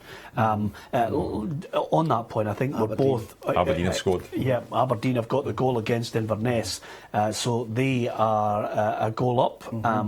What I was going to say to you, Robbie, is if anything, all of us have been aware of the fact that Celtic and Rangers have weaknesses in defending crosses. Dembele scored his first with a header. It didn't look as if he had anybody challenging him there. Secondary to that, you have Celtic, who the ball goes into the box, and most Celtic fans are aware a team's going to have a chance here. You know, Kenny Miller heads it after just ghosting in behind Lustig, who clearly wasn't looking behind him, and Joe Gardner scores. No, I thought it was the other two's fault. I thought it was Turi and the other. They get caught ball watching. No, it was Lustig. They get caught, they get caught ball watching with a guy at 5'7" and allowed them to get in between them. You can jump though. I think it doesn't matter who it is, but as Peter saying, both teams are. Hamilton have scored. Hamilton are leading.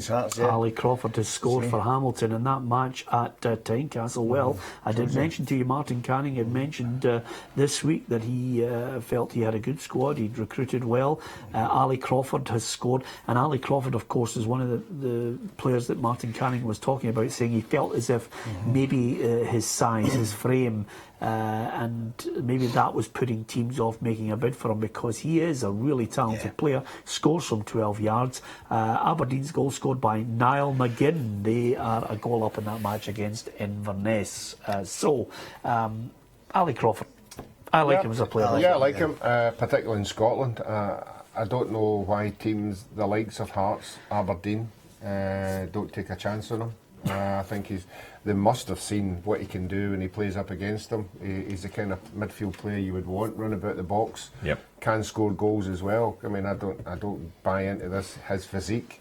I saw a lot of players with his physique going to clubs and getting built up. Yes. You know, in this day and age, you look at somebody, you go, God, I don't even recognise him. What's happened to him? Yeah. So if he wants to be built up, build him up.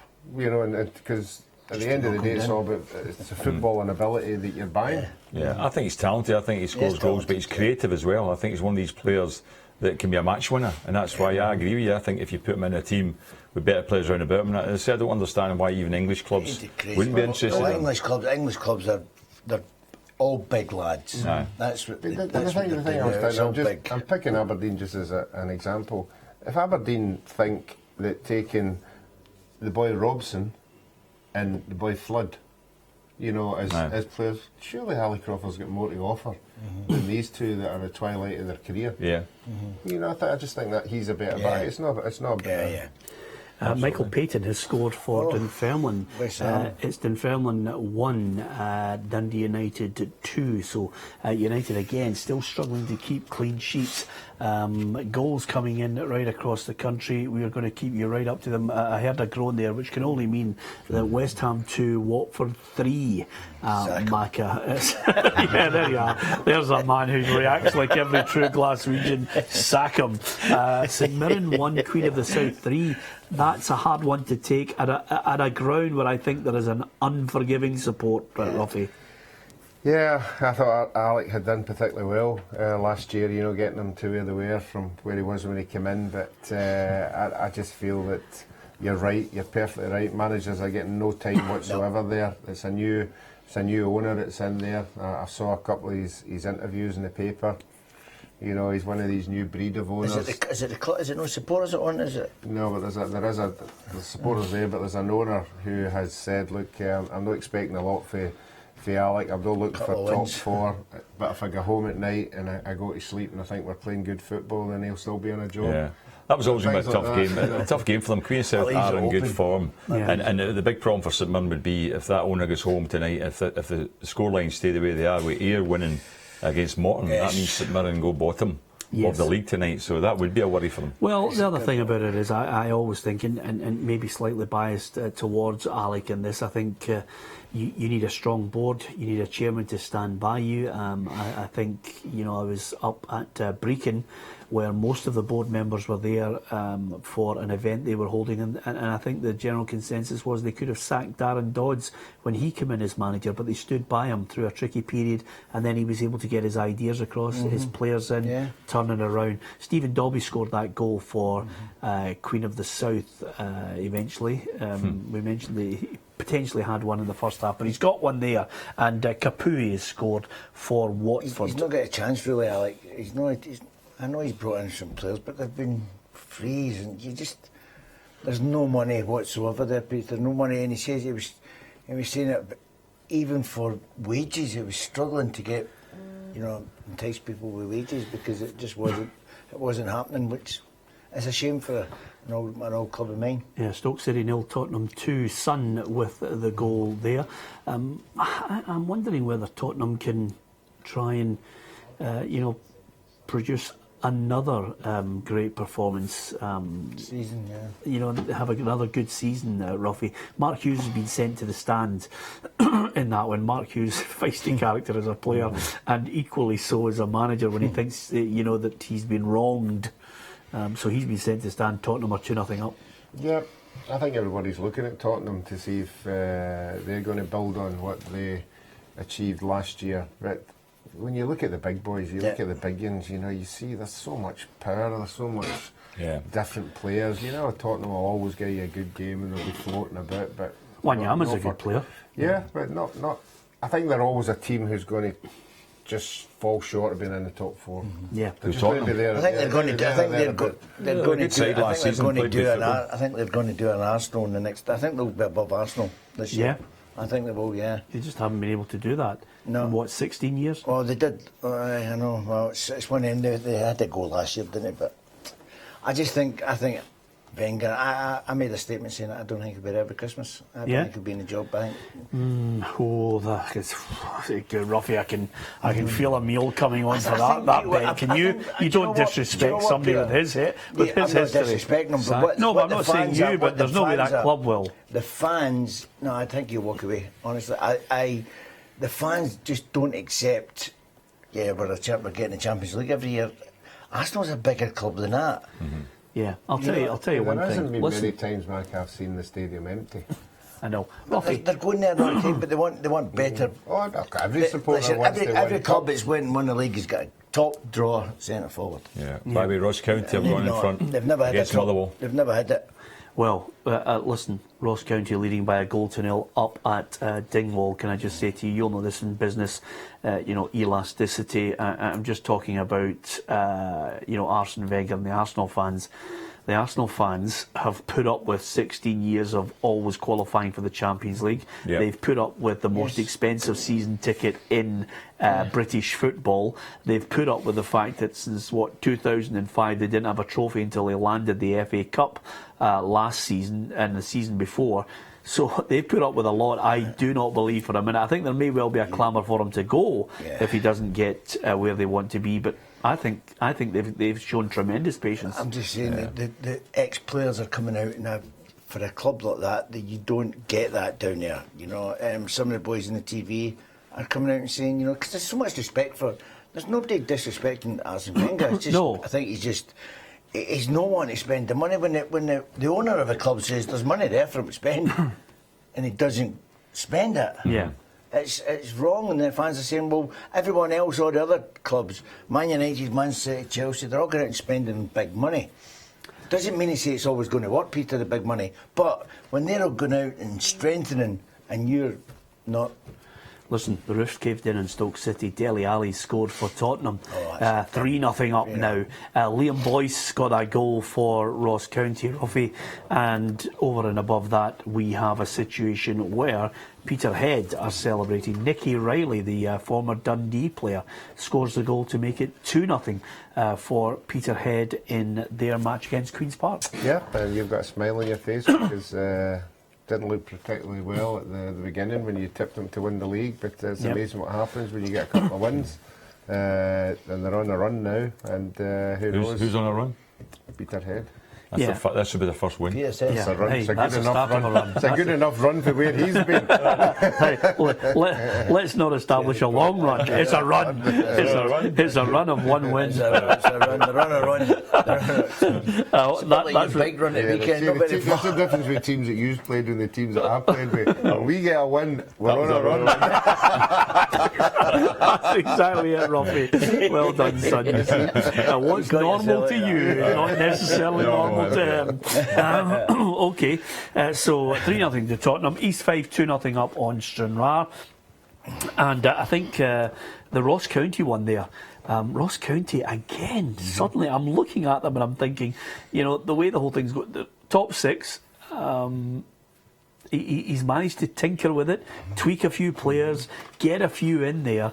Jim McIntyre just, I think, is doing a marvellous job there. And I think one of the things that I would say about Ross County that I continually emphasise time and time again, Gordon Smith, is the fact that the amount of players that have mentioned to me that Jim McIntyre is so meticulous in the organisational qualities that he has for training, for everybody knowing what they've got to do on game day. Yes, I mean he's done a good job since he went there. I mean he turned things around for the club. He's got a great chairman as well, Roy McGregor. Stands by his managers, helps greatly with it, and they're a small club. Their support is very, very low, but they're up there achieving. And if they win today, they go second top. If they win this match today, so. You can't take away from them. I know it's early in the season, but that's still tremendous. But Alloa have got a goal back against Livingston, so it's 3-1 now. But Livingston away from home are leading 3-1. And we hear that Dundee United have had a man sent off. Yeah, Dixon has been sent off for Dundee United, so that game might take a sensational twist before the end of the 90 minutes. Stay with us for that. Also, Jamie Insall has scored for East Fife, just lobbing Belford. Good goal. A bit of quality there as he spotted the goalkeeper off his line and lobbed it into the back of the net. So There we have East Fife 2, Stranraer 0, Macca, and I'm looking Alloa getting a goal back Alloa, against yeah. Livingston. The fight back is on for Jack Ross's side. Well, he had them playing really well, Peter, didn't he? And that'll be a shock to the system, getting, going 3 behind. So, again, as Gordon says, when at half time, he just says, look, let's go out and see if we can win this half. And if, he wouldn't be expecting to win, but if they get another goal fairly quickly, Right then back they'll in go for it. They will go for it. Yeah. So we'll Absolutely.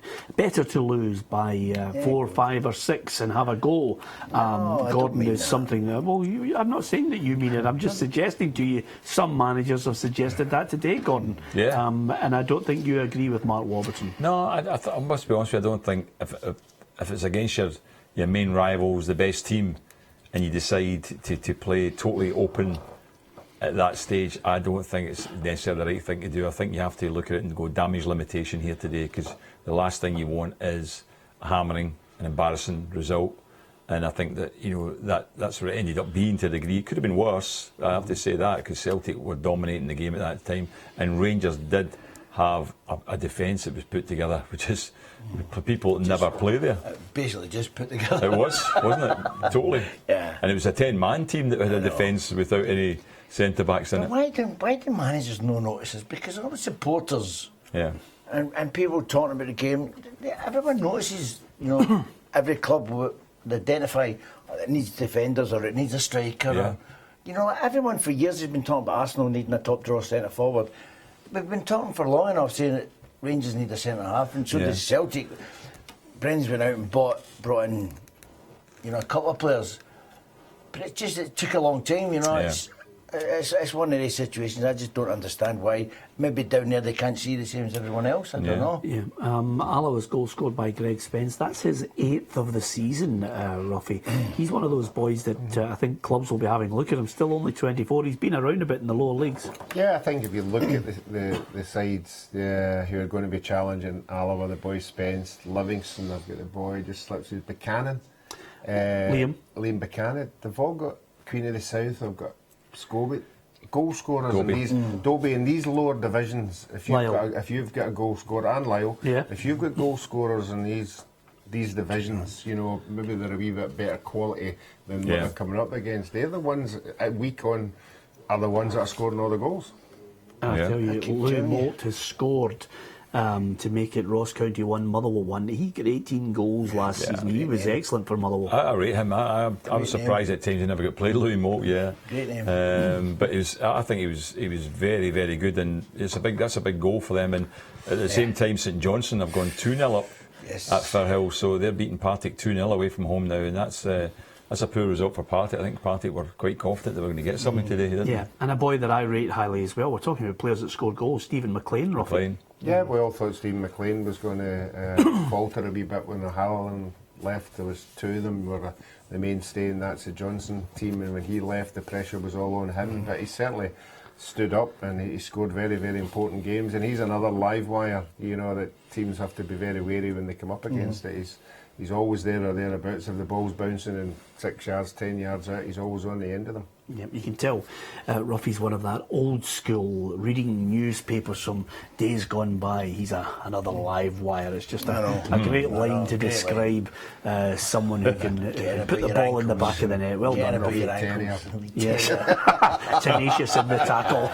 Yeah, absolutely. Biting you all the way in there. You've taken that too far. Give us your thoughts on your team, and also if you are a Celtic fan out there, your thoughts on Brendan Rodgers, his starting 11, the performance, the substitutes, the contribution of the team, including of course Dembele with a hat-trick, and Barcelona looming on the horizon. Give us your thoughts on that. We'd love to hear from you at Peter and Ruffy and facebook.com/Peter and Ruffy, and also Rangers fans out there, what in particular displeased you about maybe the team selection, maybe the performances of individuals and collectively as a team? Would you have shut up shop at 3-1 and just tried to make sure that no further goals were scored? Mark Warburton certainly has mentioned on the Rangers website that they decided to try and see if they could nick a goal back. Ruffy? Inverness have just scored up at Aberdeen, which has been Aberdeen's failing when challenging against Celtic last year. You know, going 1-0 up, not being able to get that second one, and teams been able to hit them, and it's going to be another suffer if it stays like that today. Ian Vigurs has scored the goal. It's been good for him up there, Gordon, at Inverness. Sometimes if you get a guy who's played for Ross County, you know, there's that little bit of rivalry and edge. You have to work a little bit harder. I don't think he had the rub of the green down at Motherwell. He was injured and he couldn't quite cement his place in the team. Yeah, I thought he would do well at Motherwell. There was some games I saw he did perform well, and he came on as a sub in a few games, but I think that he's a good player, and I think, you know, Inverness, he's something they can rely on. We understand that's his 5th goal of the season, so that's good from a midfield player to be able to play like that. But I think that, as Ruffy said, that would be, if you look at the fact there today, Rangers, with this argument of who's going to be 2nd, 3rd and 4th, Rangers have obviously lost today, but there's now Hearts are losing at home and Aberdeen are drawing at home, so this was an opportunity for both of those teams to get points on Rangers, I think, today, and the way it's going right now, it looks like difficult. And at the top end of the table, with Ross County being reduced to 10 men, Jay McEverley sent off, suddenly there's a real chance to get a result, get a performance, get 3 points up there. Definitely, yeah, that could be a difference. As I said, if Ross County had won today, they would go 2nd in the league, but you know, Motherwell are back in it. Louis Moat getting that goal, so it'll be a tight game, you know, and still another 18, 19 minutes to go. Yep, absolutely. Brecon 2, Airdrieonians 1, Clyde 3, Arbroath 2. It's a 5-goal thriller there, nerve shredding. The one thing that Barry Ferguson and Bob Malcolm mentioned to us, Ruffy, about that division, you have some players who are switched on there, you know, although they're part-time, you know, they can get a level of consistency, but in the team it's erratic. You can go great performance one week and then you lose 2-3 goals the next week. Yeah, that's what Bob Malcolm was telling us. You just have to look at the amount of goals that are scored in lower divisions, and it's defences, you know, and what they're trying to do at Clyde is, if they can not lose as many goals as what they're used to, you know, they've got a chance of winning games. And obviously they've lost a couple of the day, but they've managed to score 3. So you're looking at all the scores, and nearly every game there's been goals, you know, and you look at the Premiership and we're struggling to get goals, but certainly that's the way it seems to be in these lower divisions. Yeah. There's goals all the time. I mean, every time you look at it, Clyde, there's always goals, and if that doesn't get the entertainment value, if that doesn't get the crowds back into to watch Clyde, then, you know, then nothing more. It's like beating a... Well, Hearts have equalised, and Falkirk scored again to go 2-0 up, and Wraith away. That's a good scoreline for them, but Hearts back in the game now with good bit of time to go. Hearts have got an opportunity now to go and win that game. Yep, Albion Rovers goal scored by Paul Willis. Hearts back on level terms. Is there a winner in that one? Also, Ayr 2, Morton 0 is a scoreline I think will please Ian McCall. He's put together some very interesting players there. Balatoni added to the squad from Kilmarnock, and Gary Harkins on a 2-year deal down there. Interestingly enough, Gary Harkins mentioning that, you know, a lot of people accuse him of not being interested, but since the birth of his daughter, you know, he's I don't think he's buying into that. He does care about the game, and we know him personally, Ruffy. No, he's just got the style of play, you know, that he looks lackadaisical, but he's got skill. He scores terrific goals, you know, and you would think in the lower divisions he would get more space in the game to exploit these attributes that he's got, and I think he'll be a big hit down there, and I think the fans will take to him. I'm sure he'll score goals in that division as well. Peter McDonald, a friend of the show, he's been a boot-room guest with us, Ruffy. Peter McDonald, good lad, been over the course, a proven goal scorer down there at Ayr United, scoring the goal, and also down at Clyde, by the way, I beg your pardon, scoring the goal to put them 3-2 in front. Harry Kane scoring Tottenham's 4th at Stoke City. You know, it must be drama up there at Ross County because the assistant is on the park now, Gordon, which is amazing. But his name's James McFadden, and he's one of the subs. So he's come on for Motherwell to try and produce a wee bit of magic. That's what they'll be looking for, because they'll see a scenario there where they've got the extra man, haven't they? So he'll be trying to make sure that he gets maybe a free role to go and create something, which he's capable of doing. We know that. That's what James McFadden's game was all about. But some interesting scorelines are going about. I mean, that one at Stoke City had a great season last season.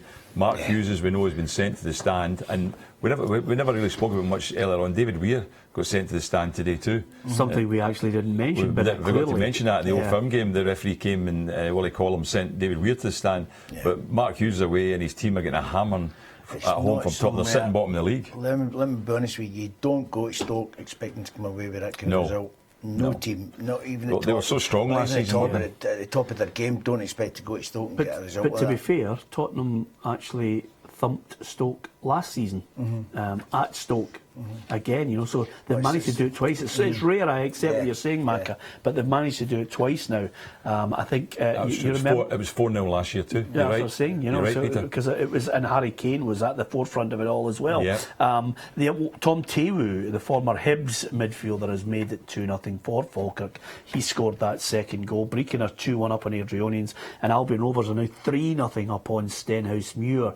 Certainly, I think, as we've talked about on countless occasions on this show, Darren Young, sensible lad. He had Sandy Clark as his assistant, now has Billy Stark, so he clearly believes, that it's good to have somebody with a bit of experience in there, Ruffy. Yeah, and again, they've added some experience at Albion Rovers as well. And as every manager that comes in here, all they talk about is budgets they've got to play with.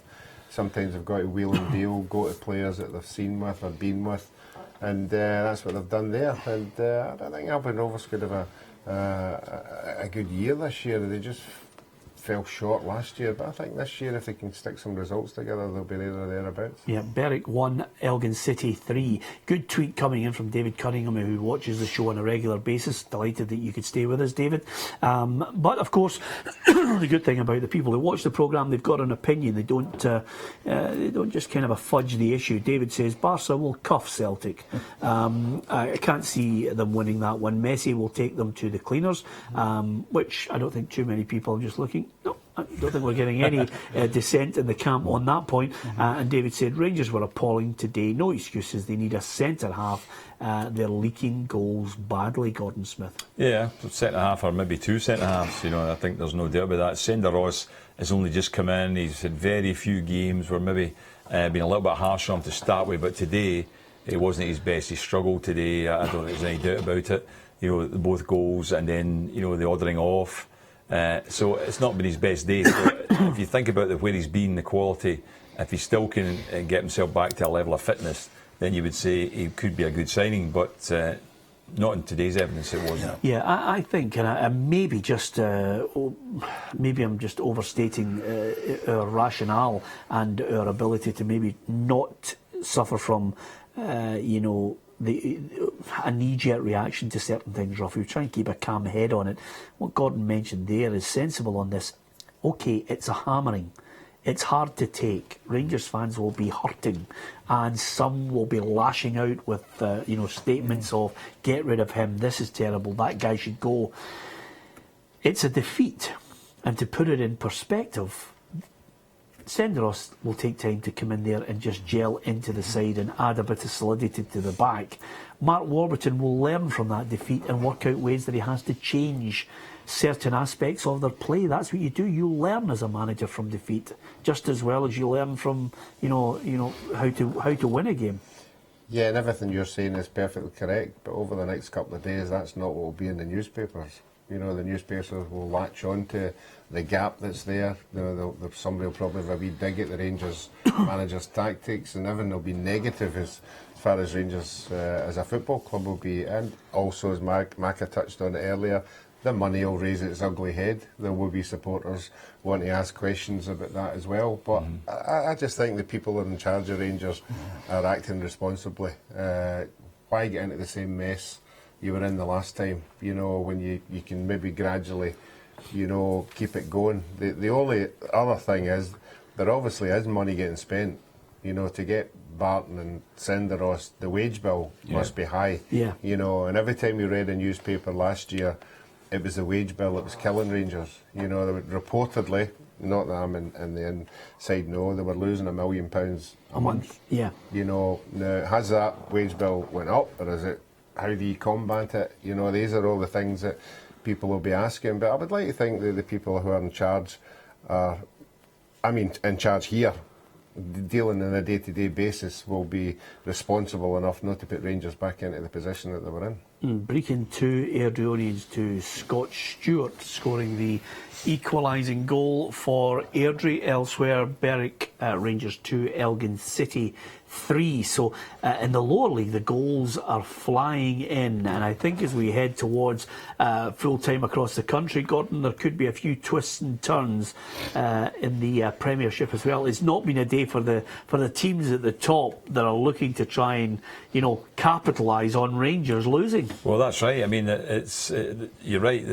If you're looking at this stage of the season, teams try to get above Rangers and all that. Some of them will be getting up there close today, but we thought Hearts can go level. Maybe I don't know what the goal difference would be, whether Hearts, even if it finishes a draw, they're level in points with Rangers. But it was an opportunity for both Hearts and Aberdeen, Ross County, even if they can win their game. I know their games have still got time left, 10 minutes maybe in each game in order to turn things around. But I see Bournemouth have just gone ahead against West Brom. Callum Wilson scoring for them. That's a big goal for them, because Bournemouth, they've done really well to be where they are. But Albion Rovers, Ruffy was talking about them, they've gone 4-0 up against Dennismuir, so that's a good win, because they didn't start the season that well, Albion Rovers, although they were up there competing last year, Ruffy.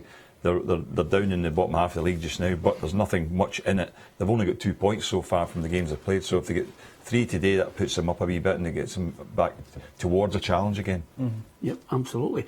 We're reading out more of your tweets and your messages on Facebook as well, facebook.com/Peter and Ruffy, and you can interact with us. And of course, do join us this week, Monday and Tuesday, 6:30.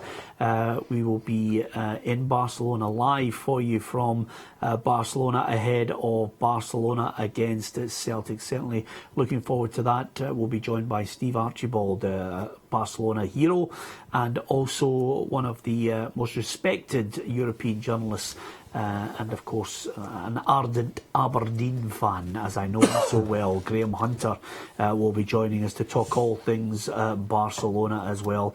And of course, it's always good.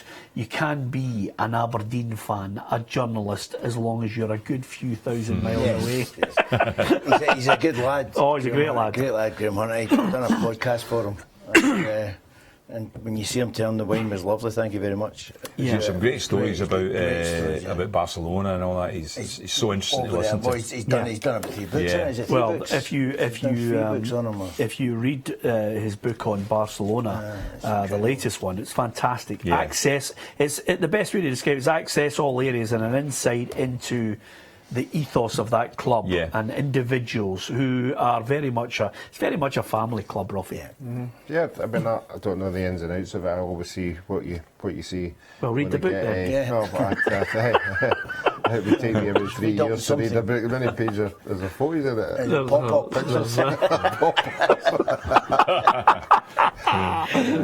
I'm still reading a book for Argentina. I thought I might have finished. Are you at the bit where you win a game in it?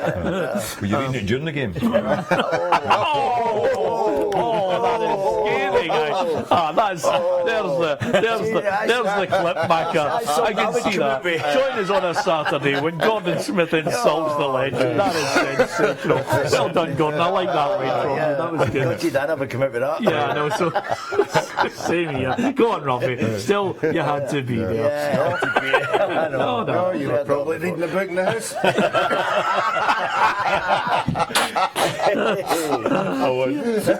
was reading the holiday. Listen, Stirling 1, Edinburgh City 1.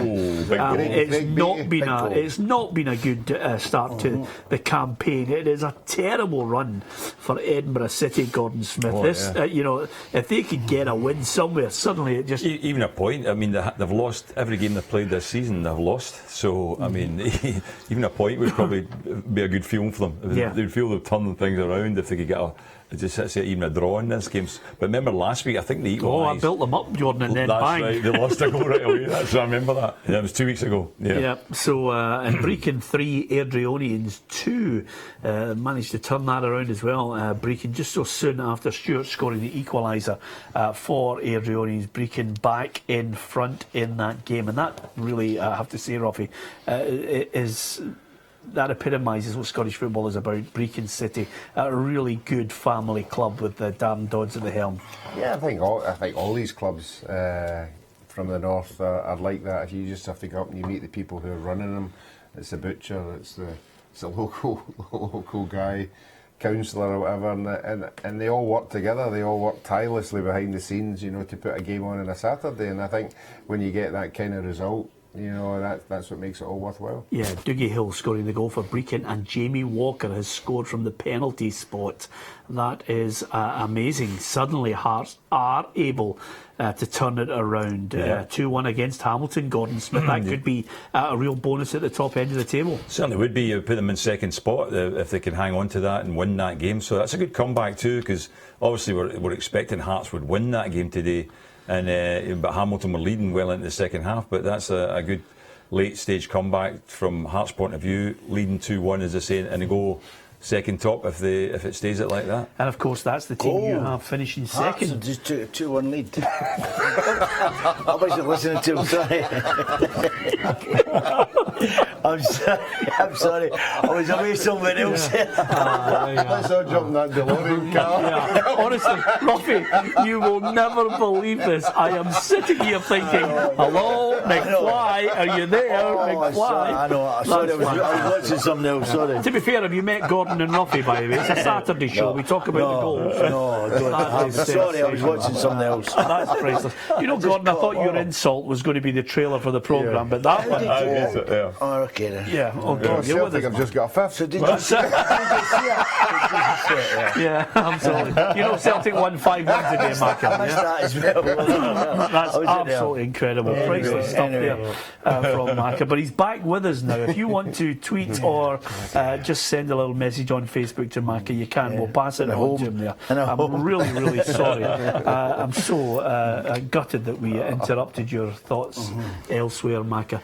But nevertheless, Hearts are indeed in the lead. Annan won 4-2. Turned that match around as well, Gordon. Yeah, they didn't have in Forfar. I mean, they're top of the league, won every game so far, so it looking like it was a tough one from today. Annan are strong at home, but that's Forfar now in front. And as I say, there's not long to go. They could probably hang on. They got 4 or 5 minutes to go, so they will want to stay top. And I think who's second at the moment? I think Arbroath are second in that league just now. So it'll be interesting to see how that game finishes as well. Yep, absolutely. Andy Munro getting the goal there, and Berwick 2, Elgin City 4. It'll be interesting when we get a total of the goals scored in the lower leagues today, because they've been flying in everywhere. We've been kind of starved of it in the top flight until just later on. It looks as if everything was heading for a draw out with the Old Firm derby. But listen, these are the days, Ruffy, when Aberdeen have to step up and score a winner, because after the defeat against Celtic, I looked at them and I thought, I am not going to in any way accept anybody suggesting that they are title challengers. But I think when you're in a team like Aberdeen, you've got to have the player to step up and take the assurance that I'm the guy who's going to win the game for you. I just don't think, we all talk about Rooney, we all know he'll score a good over 20 goals, but he doesn't seem to be the guy that comes up and scores a winner. Like Lee Griffiths will do it. Wycorn did it at Rangers. When things aren't. Every team should have a player. That when everybody else is going, oh no, this is going to be one each. All of a sudden, there's a wee spark somewhere and they win the game. Ross Forbes has got to go back a Macca. Now, Ross Forbes can hit a mean free kick. I watched him score one in the League Cup against Hamilton Accies. He's got one back. Ayr 2, Morton 1. It's now that nail-biting end to that match. Last Macca. 5 minutes it'll be, Yep. That's when you were at your best. I was at my 10 I was man, never on 10 man Morton though. Yeah. I was on my way to the airport that time. Yeah, absolutely. 5 minutes to Peter, go. what I Macca, was watching here was, we were talking about it earlier, and it just took my mind Is away. that why you started to research something? Ben Teke. Yes. Come on for Ben Teke. Is that right? Yeah. It's just Is it I thought, somebody's brother? He's somebody's brother. Yeah. So Family are very proud. the younger one come on for the older one. That is amazing. And sorry about that, so it took my mind away from it. Jonathan Benteke comes on for Christian. Okay. How good's that? that was excellent, Mark. It was well worth you not knowing what was happening on the programme. Well, it's lower divisions. There. Everybody brings something to the table, don't they, Gordon? Yes. They do. Well, we all said the thing. Macca brings his body. You bring your brains and A bar of chocolate. And Ruffy brings a bar of chocolate. Listen, on that point, how's the treble going? Yeah, well, unfortunately, Dundee went down to 10 men. We were waiting on them for a win, or we might have had a treble. Who done Dundee? It was Peter. Yeah, I thought Dundee would. Mark, I thought Dundee, back two, I thought they'd have won, set me yeah. on a way. I thought they were going to win the game, but just hasn't happened yet. you And take still Hearts? time. I took Hearts, Gordon took Dundee United. Yeah. Gordon, can you give me that supercilious face that you normally have? Frank told me I'd made a big mistake. He said, against a Fairland, the form they're in. Yeah, absolutely. Well, listen, we're getting to the nitty-gritty now. At Peter and Ruffy on Facebook and Twitter as well. Facebook.com/Peter and Ruffy. We're going to be reading out some of your messages, some of the reaction to the Old Firm Derby. Celtic 5, Rangers 1. And I think, while everybody's been talking about it, and that's what you get the negative stuff that comes out on social media quicker than you get some of the positives. I think one of the things that will dominate the back pages is the positive performance of Celtic. Mm-hmm. So many players who stepped up to the plate to try and get that win, and the sizable win at that. And Dembele, I think, will rightly receive most of the plaudits. Oh, absolutely. I mean, that's also his Old Firm debut. I mean, that's the thing as well. I mean, people talk about how nervous you are, what a big occasion it is, but to go in and play and get his starting position today, because Lee Griffiths was injured, that he's got that opportunity, and what a name he's made for himself with the Celtic fans. And I think that Celtic were all round. Rogic was outstanding player, as mentioned there. I think Tierney was very, very good first half. I thought Kieran Tierney was really good. His position too. I don't think there was a failure in the Celtic team, really. I mean, I know people were saying that it could have been Lustig could have done better at the goal, the Rangers goal, but overall I think Picking hairs. Yeah, it is. But overall, I think Celtic were strong throughout the side. I'm so glad that it wasn't about a Scott Brown, Joey Barton battle. It's about a team game. I think we're guilty. I don't think we laboured the point too much in midweek. Somebody might say, no, you're wrong, but I don't think we focused on a battle between Joey Barton and Scott Brown for the game. I think, and I'm not criticising any other media outlet who decides to go down that road, Ruffy. That's just the case. It's a team game, and somebody else grabbed the limelight. I have to congratulate the majority of the media. I don't think there was some of the outrageous stuff that we usually read leading up to an Old Firm game, and there's usually something ridiculous on a Saturday morning as well, just to stoke the fire. But no, I think it was quite responsible journalism this time. It remains to be seen how it turns round on the next tomorrow and the next day, and see where they take it from there. But no, I don't think we ever want to be talking about anything but the football. We've all got to take a lead from that, because it's not just the media. The players, they done brilliant today. The players. I mean, both sides. They didn't. When Rangers were getting, I mean, let's get honest, we've all played. When you're getting a beating like that, you don't like it, Peter. And somebody could have just went over the top, Joey Barton or one of the other players, but they didn't. They had a bit of restraint, and I think that's all credit to them, And I mean, you say Celtic, to every man were playing well. I don't think they were like. They were good, they were crisp, but I've seen them play better. Yeah, but I don't think it was a failure above themselves to.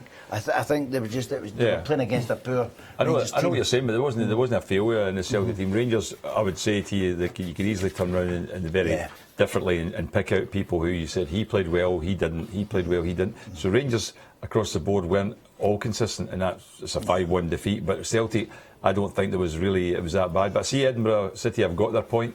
Peter, their first point of the season, 9 defeats in a row, and then a point today, so they were happy with that.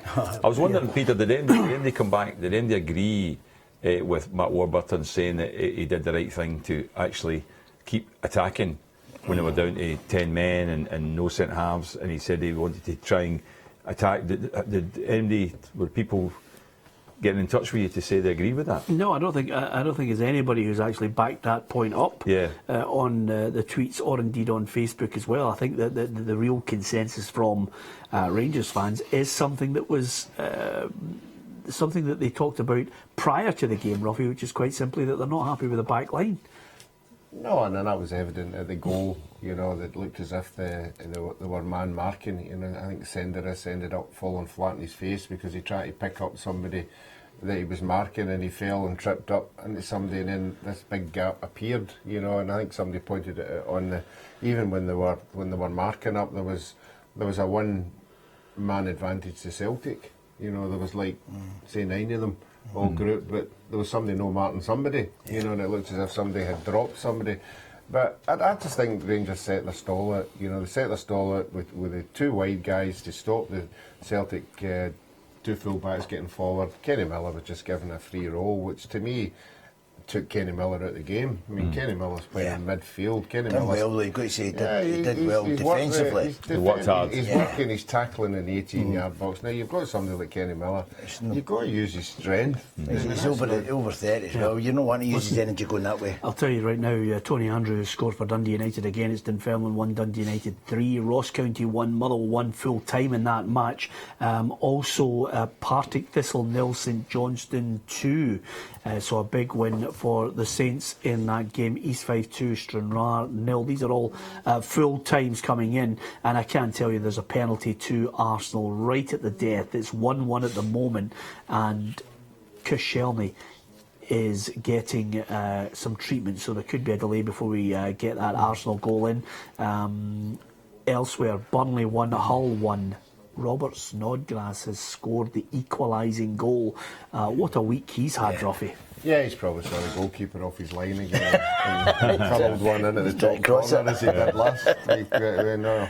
I never ever saw what happened after the game. What was his explanation? Was he truthful? No, he was truthful. He was truthful. Yeah. It was a great goal. What about Hibs, Ruffy? Dumbarton 0, Hibs 1. It was slender, but finally they put that to bed and get the win. Cummings. Yeah, but as you touched on earlier, it was a place they went last year, and I think they got beat 1-0. Which sort of knocked them in their stride. So there's something changed there, and maybe it's the mentality of going 1-0 up and being able to see out games. It's something they couldn't do last year. And if Neil Lennon's changed that, then all to the better for them. And of the top teams, the one that's missed out in the Championship really today is Wraith Rovers, losing at home to Falkirk with a good form they've been in. And so that's the 2 teams that have moved up again today. Dundee United with a good win at Dunfermline, and obviously Queen of the South winning again. Yeah, Arsenal have scored the penalty in the last minute. Hearts are 3-1 up now on Hamilton, so they get the win there at Tynecastle, and a big one. And Santi Cazorla scoring the goal for Arsenal to win it right at the death. No way back when you score in the 90th minute plus injury time.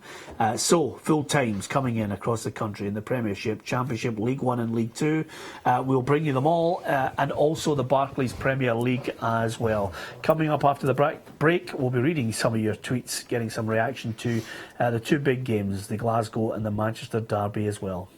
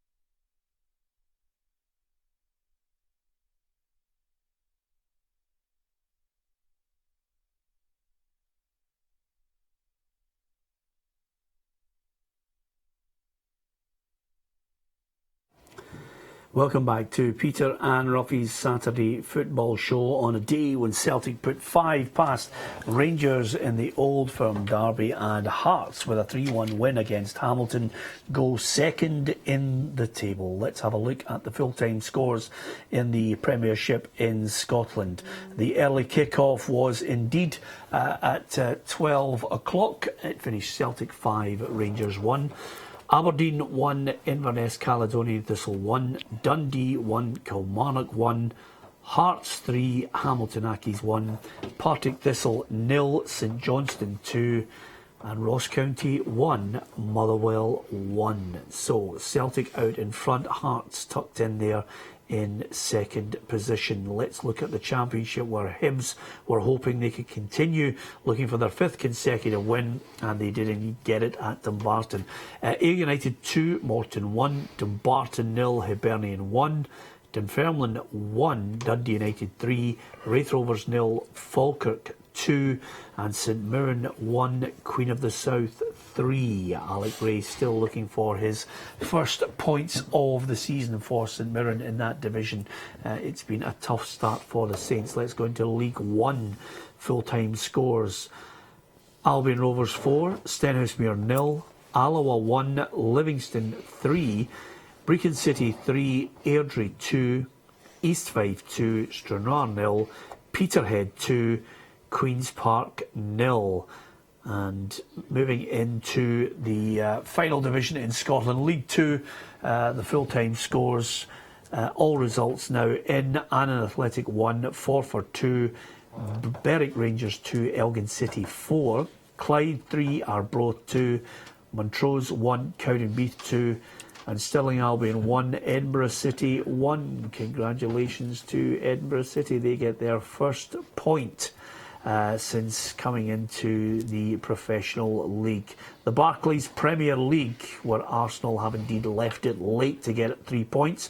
The early kick-off was at Old Trafford. Manchester United 1, Manchester City 2, Arsenal 2, Southampton 1, Bournemouth 1, West Brom 0, Burnley 1, Hull City 1, Middlesbrough 1, Crystal Palace 2, Stoke City 0, Tottenham Hotspur 4, and West Ham 2, Watford 4. Liverpool against Leicester at Anfield. That's the 5:30 kick-off, and indeed Liverpool fans will be looking forward to going back to Anfield and seeing the new redeveloped main stand, which will result in 54,000 fans being able to go and see Liverpool play. An extra 8,000 seats there for Liverpool under Jurgen Klopp, and it certainly will, if indeed, enhance what already was an incredible atmosphere at Anfield. We'll keep you up to date with that, but Celtic and Rangers fans, give us your thoughts.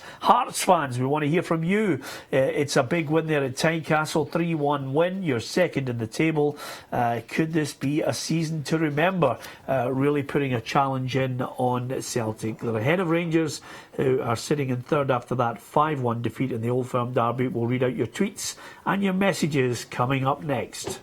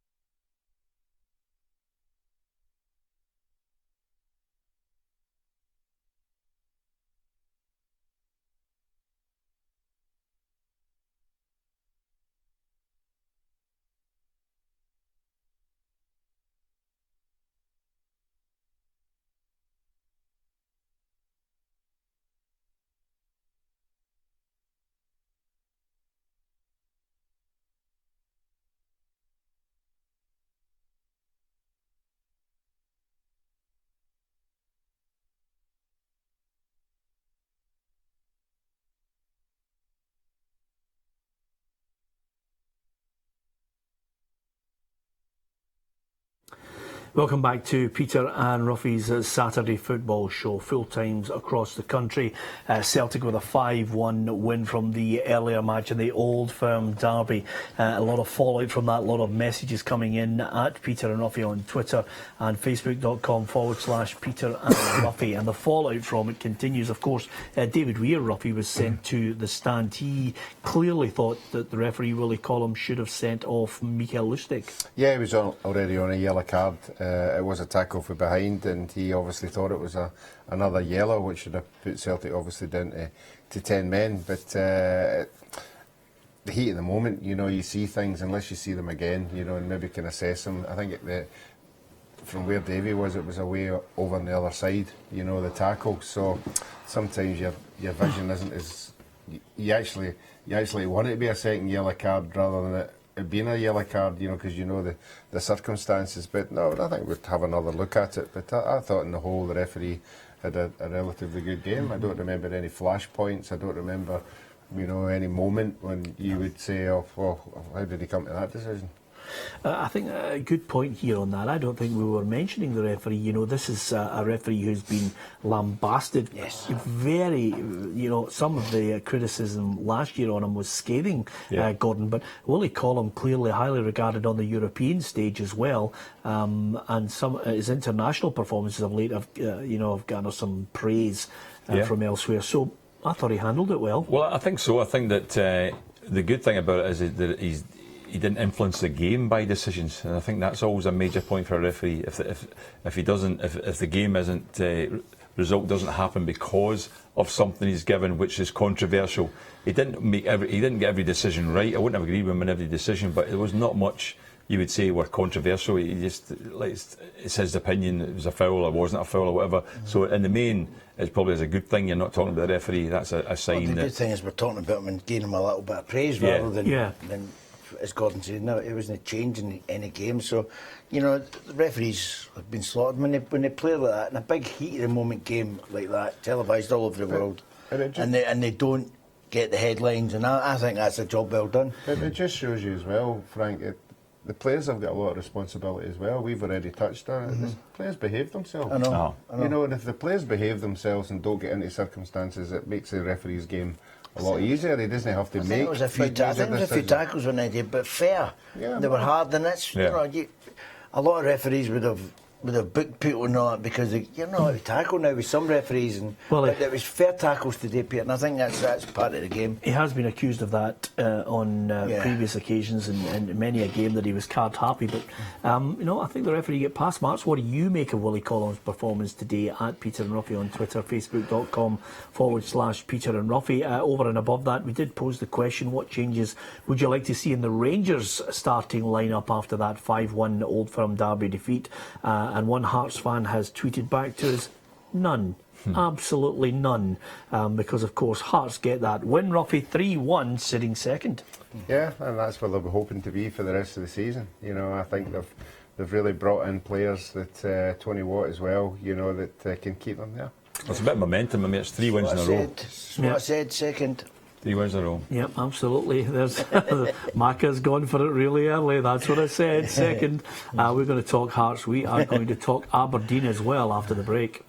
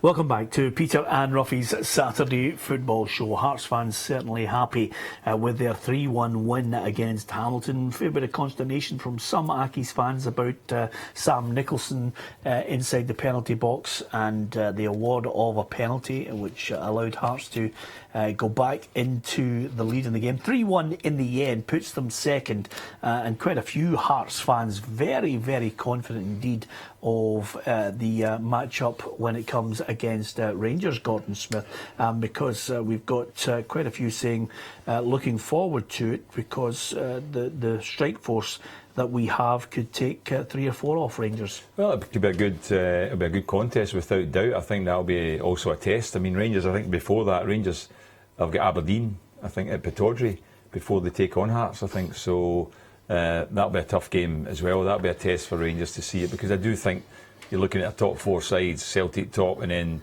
you've got a competition for second spot that I think will be Rangers, Hearts and Aberdeen. And it just depends, we've got different opinions who's going to finish where, and the games involved with Rangers and Hearts and Rangers Aberdeen, Aberdeen Hearts are what's going to determine where they finish. So that game with Hearts and Rangers should be a good one. I think, obviously Rangers will get difficulty from the Hearts strike force, there's no doubt about that, but that's a good, I mean, the slow start to the season after the loss they had to the Maltese team in the Europa League, then they didn't start a draw and a defeat in the league. Now that's 3 wins in a row, up to 9 points, takes them above Rangers at the moment. So the Hearts fans will be buzzing. And the other thing I was going to point out to you guys, if Hearts are in the mix and the Jammed Hearts fans are well happy with the way they're playing, they're getting the results. In contrast to that, Aberdeen, opening goal from Niall McGinn, classic goal, nice little drop of the shoulder, coming in from the left, puts it in the corner of the net. They're 1-up. From there, you're expecting them to build against a team that was bottom of the table at the start of the day, Ruffy. But Ian Vigurs hits a left foot 25-yarder into the roof of the net, and suddenly it's 1-1, and then Aberdeen just cannot get the points. Yeah, and it happened last year as well. It happened last year. The one game that flashes in front of me is against Motherwell, at Motherwell, where again I think they were winning 2-1, and then they lost 2 crazy goals. And then it just put them right out of the title running, and then there was another one up at Aberdeen. I think they played Hamilton in midweek, and Hamilton got a goal in the last minute of a game to make it 1 each, and they were dropping needless points left, right and centre. There's no doubt about it that they are a quality side, but they just, at this moment in time, they don't just seem to have the ability when it's 1-0 to get the second one and then relax and just enjoy it. And I suppose with the amount of fans that are going along to the games now, that puts added pressure onto the players. When you're winning 1-0, you can feel the anxiety in the crowd when there's maybe 10, 11, 12,000 there. And unfortunately, the players aren't been able to step up to the mark and get the win. I'll tell you something that will rear its head this season and next as well, Gordon, which sometimes can buy managers time and obviously influence how well liked they are. Derek McInnes delivered the League Cup. Aberdeen fans thinking great times ahead, looking for a strong challenge in the Premier League, which they tried to sustain for a period and then eventually fell away. But with Rangers back in the league, will we see a St Johnstone, a Hearts, an Aberdeen winning the cup, a Ross County winning the cup? I think there's always a chance, yeah. Depends how the games go. There's a chance. I mean, Celtic have been there in a strong side, and yet these other teams have been winning the cup. So it's not necessarily that Rangers are going to be winning. It's all going to be down to whether it's Rangers or Celtic. So yeah. I think they have got a chance. I think Aberdeen. The problem with Aberdeen was that 2 seasons ago they were the nearest to Celtic, but they lost the 4 games. So that was a massive difference between that's 24 cost points. League, yeah. Cost them it, right? Now last season they were competing a bit better with Celtic, but where Ruffy was right, they were dropping points to other teams. I mean, they beat Celtic. For example, they beat Celtic twice. They lost twice, so there was nothing between them and Celtic. But where did the league title go? Why was it such a points difference? Because every time Aberdeen got into a position where you thought they've got a chance to challenge them, because Celtic maybe had dropped points, Aberdeen then blew it and dropped points as well. And as I said before, Inverness, who they played today, were obviously having a better season last season. Aberdeen took 1 point off them in 3 games. Inverness beat them twice and drew it Pittodrie. Now they've done it again today. So every time Aberdeen, regardless of all the good players they've got, they don't get enough results, they don't win enough games. Yeah, absolutely. And in contrast to the performance of Hearts, Aberdeen slip up, Inverness come off the bottom of the table, and St Johnstone get a good 2-0 win, Ruffy, and suddenly the Jags are down there in the bottom position. Yeah, I think some of the signings that Partick Thistle had made at the start of the season looked as if they were maybe pushing into that top 6. You know, I think they're hopeful that they were going to be doing that. But again, I think it's the wheeling and dealing that the manager has to do. Every year he loses 2 or 3 good players, you know, and then he's got to try and replace them. So I think he's still trying to do that. But that is a disappointing one. You would expect to take maybe at least a point out of that game today. Yeah. At home, you should be picking up points. I think there was one year, I don't think it was last year, I think it was a year beforehand. I think Thistle went through nearly the whole season without winning a home game. Yeah. You know, and you can imagine the amount of pressure that puts onto the supporters. So the sooner they get it sorted out, the better. But these kind of games, there'll be games you win, games you lose. You've just got to take it and move on. It's a long time to go, but they have gone bottom today, and it's like that's always something that fans react to, doesn't it? Even though it's only after 5 games, they're still disappointed. They're sitting bottom of the league. You know, Inverness, who everybody was saying, they've had a terrible start, are a point ahead of them now. So, but St Johnstone, you know, those 3 points, fun enough, take St Johnstone to the top 6 today. And that's where they were last season, so you expect them to be higher up. But once again, they've recaptured that away form that was missing at times at the beginning of the season. Yeah, McLean and Anderson with the goals. Tommy Wright's just a good manager, and he's just got that experience about him. I think so. I think, was it last week, Brendan Rodgers gave him a glowing tribute when he says it was different. He wasn't getting recognition that, you know, he does. And obviously, being Northern Ireland, he's following him, or, you know, being Irish, he's following him. So that's a good one. But it's one of them. I think out of 5 games, Peter, I think what we've seen in the 5 games is Celtic are ahead of everyone. There's no question of that. They've started all cylinders and they're fine. I don't think they'll ease up. I think they can only get better. Yeah. That's what I think under this manager. I think Aberdeen are playing Rangers in a couple of weeks, isn't it? Because Celtic have played the top, the boys that they think are going to challenge them. Yes. They've played them, 11 goals. I think it's 2 weeks tomorrow. 2 weeks tomorrow, Aberdeen. Pittodrie. Yeah, that's the big one. That's when you see, not today, because nobody gave them a chance today against Celtic. It'll be an interesting gap there. That's going to be an interesting gap to see. That's the one that you're going to see, because nobody gave them a chance, Peter. Let's be honest, nobody gave them a hope, apart from them coming in and saying, you know, the management, which you do, they come and say, we've got a chance, we're going to do it, we've done it in the semi-final, different team. I think the big factor, Frank, you're right, the big factor is at Celtic. I mean, today that's like 4 games they've had now. Yeah, but they've played 3 of the teams who are expected to be up closest to them and beaten the 3 of them. Yeah, they've got 4 wins in a row. I mean, and albeit their mind might be taken off a little bit because they've got some cracking games coming up. I mean, magical games, which even whether they think they can win the games and Celtic can qualify out that group, they've got a challenge in their place. Probably their biggest challenge they're going to try for would be to try and get a 3rd spot in that group, to get in the Europa League and have a great season, because that brings in even more money if they manage to do that. So there's already a big purse that's there for Celtic in terms of what they've got, but they're going to actually just enjoy the prospects of the games they've got, because they're playing against top sides here, aren't they? Absolutely. That's what fans want, Peter. I would not have liked Leicester's got 3 other teams, and you think they've got a chance. But do you want that? Because I don't think Leicester will be in the Champions League again. Yeah.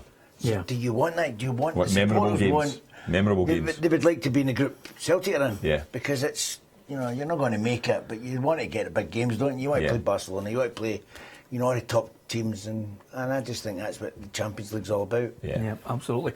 It'll be a long time, I think, before we actually see another Leicester dream story like last season. That's once every 2-3 decades, and if Karl-Heinz Rummenigge and everybody get their way, we'll never see it again. It'll just be people in leagues of invitation. Give us your thoughts on that. At Peter and Ruffy on Twitter, facebook.com/Peter and Ruffy. Well done to El Baktui. He backs it up. He's been working hard in the gym. He's working hard on the training field. He gets his reward with a goal for Dundee, albeit it ended 1-1, Ruffy. Yeah, but I mean, in any of the games that he's come in, you know, he's been there or thereabouts. You know, he's been having good attempts at goal. Goalkeepers been making good saves, so that'll give his confidence. I a lot because he's got to prove himself in this division now. You know, he's got to prove himself to the supporters. But Paul has got the knack of bringing players in. You know, he trusts them. But it's a big ask for the boy to come in and score the same amount of goals as the guys that were there before him. One thing for sure, being a striker, that first goal's massive difference to him now in training meets. Yeah. When he goes back in on Monday, he's floating because he's got his goal. A lot of people wait a long time for the goal, Peter. So once you get it, you don't care if it comes off your shin, comes off your shoulder. You don't care how you get it as a striker. You want that first goal, and he'll be delighted this week. He'll see a different player in training. Yeah, absolutely. If you are wondering about the championship and Hibs' 5th consecutive win, Ruffy, he makes his 100th start. He scores the winning goal. Jason Cummings. Yeah, they've grinded it out by all accounts, and we've seen Dumbarton on their day, you know, giving bigger teams a problem, home and away. But certainly, when you go to Dumbarton, the atmosphere's not the greatest. You know, sometimes the players find it difficult getting their head around the scenario of playing there. You know, and sometimes you just take that win and go on the bus and go up the road. But I'm sure Neil Lennon will be more than happy with the start that they've had, and obviously look forward to the games that are coming up. Yeah, I mean, 5th on the trot. I just think they're going to go from strength to strength. I think the message that's been sent out with Jason Cummings, and I think you mentioned it, Gordon. You know, suddenly if he stays for another season, you mentioned the fact that he could have his pick of 3 or 4 better clubs. Yeah. Oh yeah, I think so, because you know, there's every chance he's going to be up there as top scorer, and he'll get a lot of the attention, because I say Hibs, there could be a scenario here where, you know, I said in the last 2 years with Hearts runaway win of the championship, then last year was Rangers did the same thing. So when you're looking at that league, you're thinking this is going to be very tight. But if Hibs continue with this kind of form, Peter, then, you know, they'll be hard to catch. But the thing is that one aspect of it is, and they've won 1-0 today with a penalty, they're going to have a lot of hard games in this league, because if you look at it, there's not much really between the maybe 8 teams in that division. Yeah. There's nothing in it, and they're going to be hard games, because Hibs are going to be the team to beat, because they're the one that's getting all the reputation, aren't they? And of course he'll be happy to take 1-0. He's got Gray, he's got Hanlon, he's also got Stevenson and McGregor there. It's a settled back 4 now. Yeah. Well, I think that's what we keep stipulating on the programme. If you've got a back 4 or a regular team, as Ruffy says earlier, like Celtic are playing Brendan Rodgers playing a settled team.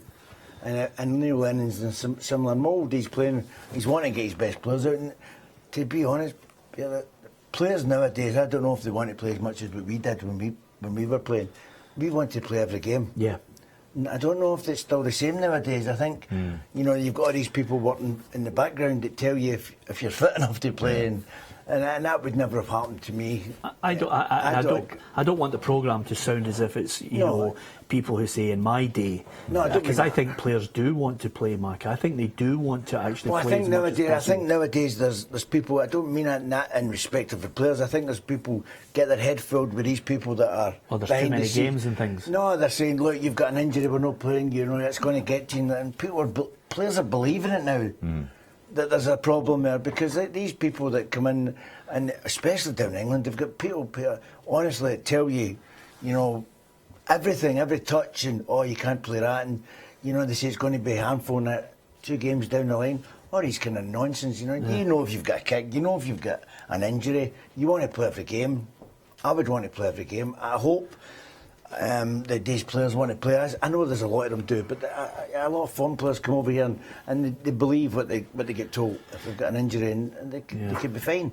I'm going to jump in there and say let's not be just nailing down foreigners, Micah. Come on, there are some British people who are, you know, don't like an injury and don't want to play as well.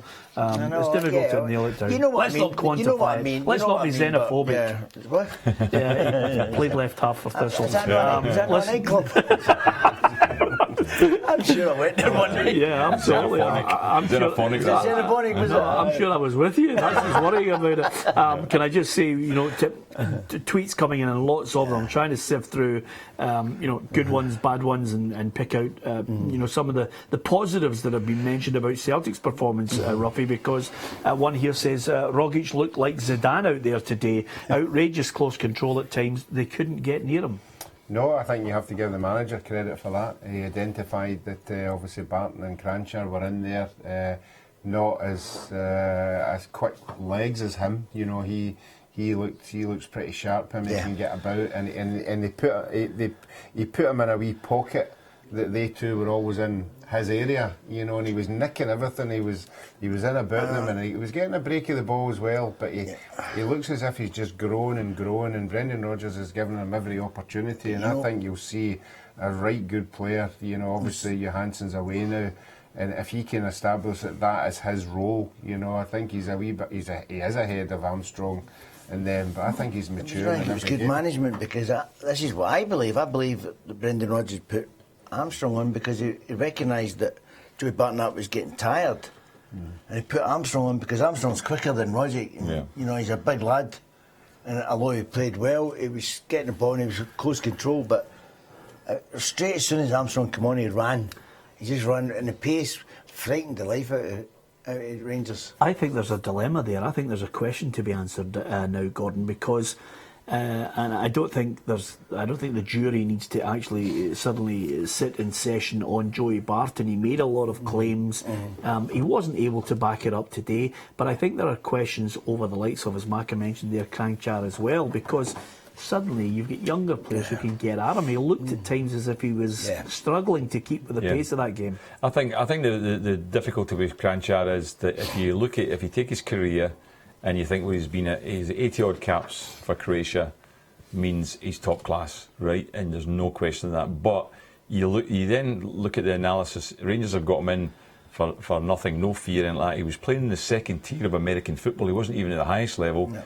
You think, is he just switched off maybe? And he's not the player he was. There was something, he lost the ball and he chased it to do it, and I'm thinking, he didn't even run right. You know, he wasn't. He didn't. I know it's people say, what do you mean he didn't run right? Do you know what I'm talking about? It looked as if there's something not right with him. But you could see what Gordon's talking about. He had skill. Oh, it's quality when he was. I mean, I've seen him down in England. He was quality. First 20 minutes a day, he was playing passes for fun. He was still a wee bit behind the ball. He was getting a wee going. Given the chance, and nobody's shutting him down. You know, he's got ability. He's got ability, and that's what Joey Barton's is saying. But his contribution overall faded away, and it wasn't enough. And I mean, for Mark Warburton to take him off at half time was a pure sign that he just thought, he can't. He's played enough. You could have taken him off after 25 because he'd put in a shift. You know, he was chasing people more than being on the ball. And even after he got a yellow card, and then he committed a couple of fouls after that too. I think Matt Warburton's thinking as well, if he, because I think he saw Willie Collum having a word with him as if to say, you better be careful. Was there an alarm bell going off in your head though, Gordon, as you looked at it, looking at the Rangers side, apart from the battle that was lost with Joey Barton and Kranjčar come off? These are managers' decisions on this. And then you have a situation where, as you said, there was a lifeline just before half-time. But the overall performance, were there things that you saw that you thought he's going to have to address this before suddenly, that unhappy attitude to a defeat to your great rivals becomes, a gathering of anger? Yes, I think I know what you mean, Peter. But what happened was, I was looking at it at times, thinking, there's some problems in the Rangers team, there's some weaknesses, and then when it went, the weaknesses were showing up with the 2 goals that Celtic got. But then they got the equaliser just before half time, and Frank had mentioned earlier on, saying that they must have been the team in at half time in a very good mood, because when you get a goal back like that, it's a tremendous boost you get. Now the second half, funnily enough, I actually thought that they were doing okay. I actually said that the third goal was, the game was pretty even at that point. When Celtic got the third goal though, that was, for me, that was it. It was finished at that point, because I thought that's Celtic got back in front, and now Rangers are going to struggle because they have to change their game, push on a little bit more. So then the more of the problems came after that, and down to the ordering off, was that the injury to Kiernan was a problem, the ordering off, then it was pretty shambolic after that, to be honest with you. And I think Celtic then get the goals, and they could have had more, but the third goal was the one that I felt was the turning point in the game. That goal with Rangers last year could have been different. They could have buckled last year, the Celtic team. They're totally, I mean, it really is like a new team, the whole lot that have been there. which, you know, you say, well, there's something no right that they never done it, and, you know, whatever. Well, you I'll can tell say you what, last it's not. manager, whatever. You can only read into what players tell you. When I interviewed Charlie Mulgrew, Roffey, he just basically said they have a manager that the players respect, and they're responding to what he's telling them. Yeah. But the thing about it is, even since the day he went in there, he's a decision maker. He's been making decisions, and luck or no luck or experience, every decision he's made has worked for him. Yeah. You know, substitutions, you know, the style of play, changing, having the ability to see, right, this is it. Not just that European game, but other games. Yeah. You know, he's made them against He's Hearts. changed more he's made them- formations in 3 weeks than and he's not last frightened. manager made in his career at Celtic. And he's not so- frightened to No. take any particular No. person off. He's Right, not it's quite pretending right. to say, off you come, on you go. Yeah. And everything's went well for him just now. I mean, it might not go well for him all the time, but at this moment in time, he's proven that the experience that he's had at the clubs he's been at is working for Celtic. I think they could actually have stepped up today if Rangers had, you know, come out, and I think they could have stepped up another gear. Yeah. Honestly. Yeah, you think so? I think so, yeah. I thought after half time though, I thought Well, I Rangers think would get a big boost from the goal, and they played. Rangers started the second half okay, and I thought it was pretty more of an even I know, match. but I thought They weren't it creating enough comfortable. chances though. No. The difference was Rangers were. I would say Rangers' possession was in the first 2/3 of the field, Yes. but not much in the final third, whereas Celtic were the whole pitch.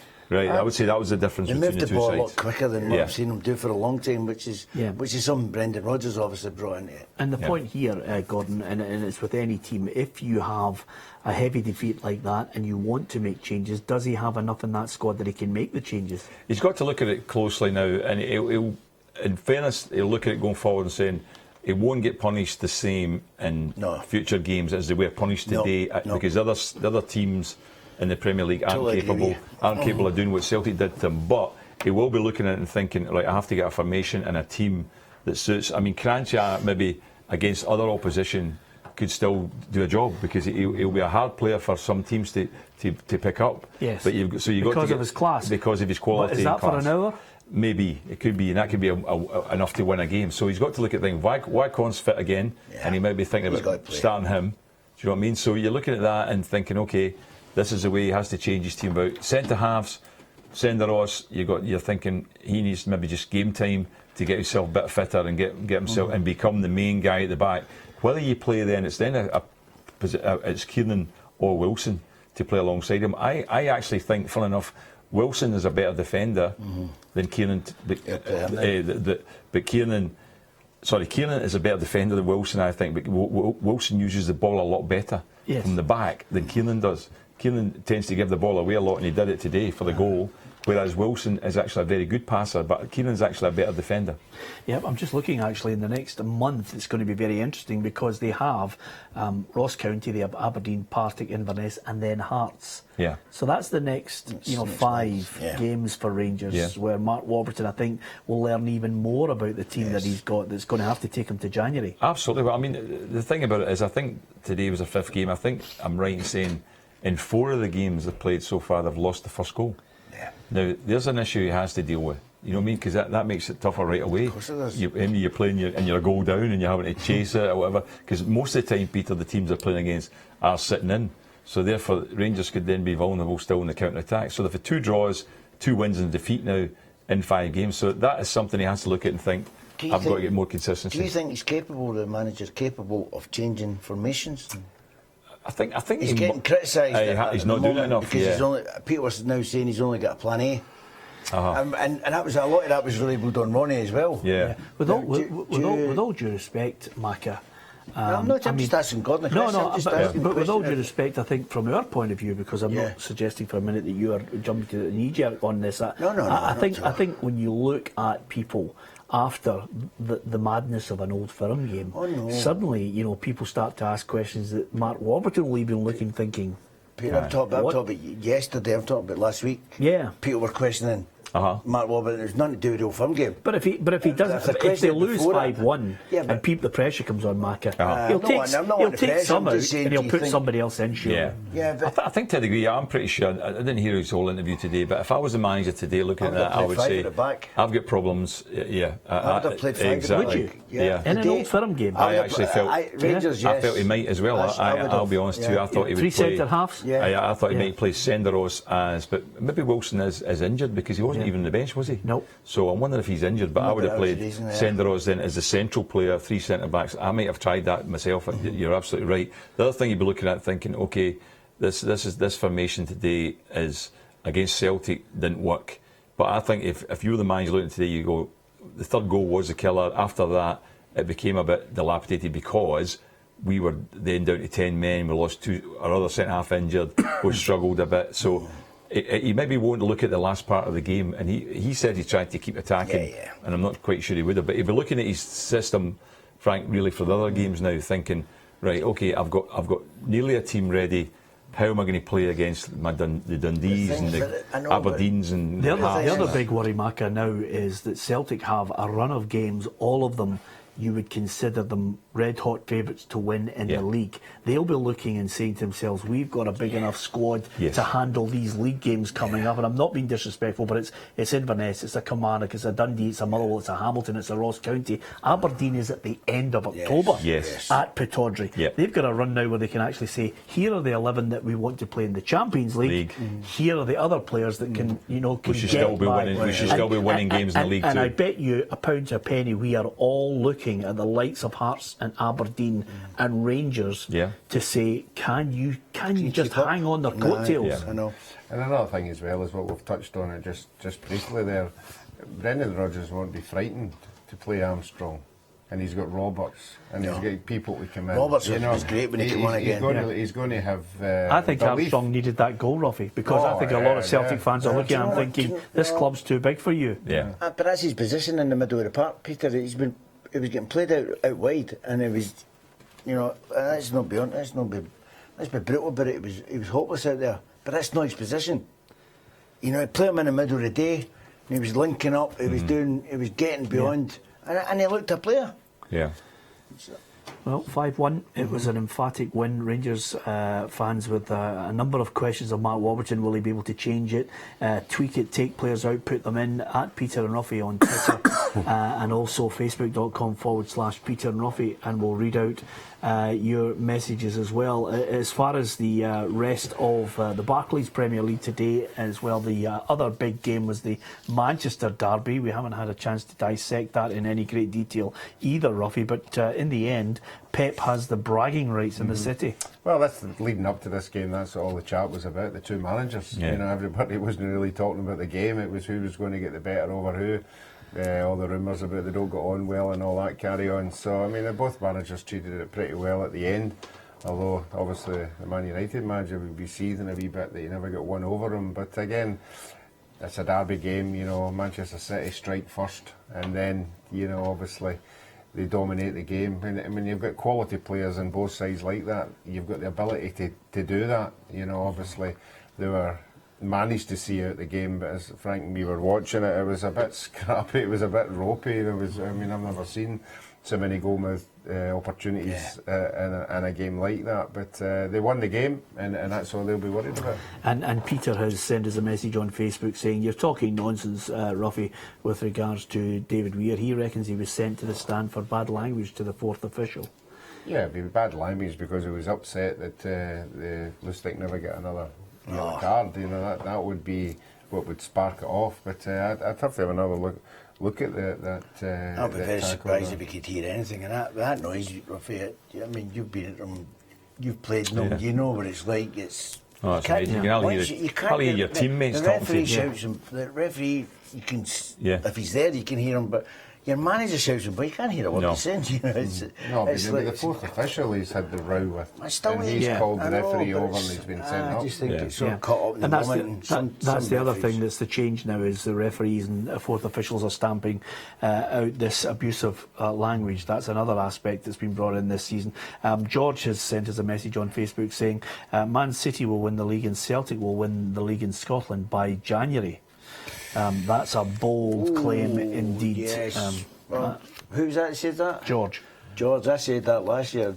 I said by the end of November, and it cost me a big meal. Absolutely, it was a great night, wasn't it? Wasn't it a great night? You're coming home. Yeah, but we didn't want to stay out too late. You know, we've soft as games. Everything's well, gone absolutely. soft. We wanted to stay in a relationship. Okay, so with that in mind, we'll need to come up with something for a bet for this year, for a wee mail out. But nevertheless, thanks for your message, George, on Facebook. We will turn our attention to Champions League football after the break, because there is a massive game, and Ruffy and myself will be making the journey to Barcelona and bringing you the show from there on Monday night.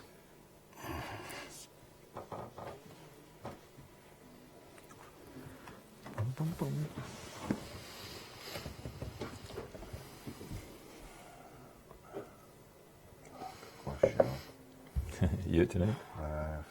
It's my anniversary on Monday. I'm away in Barcelona. Monday? We're in Barcelona, Saturday. You're in this Monday. You're in Barcelona, yeah.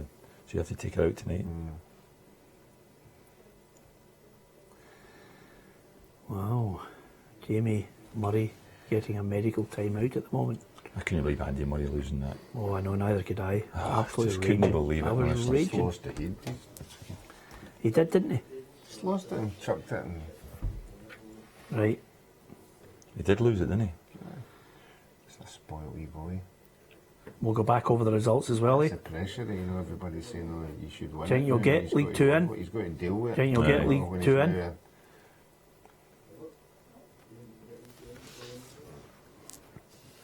Good win.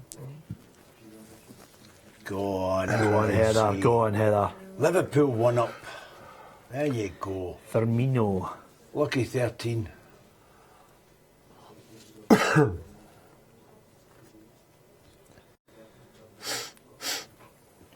place is empty.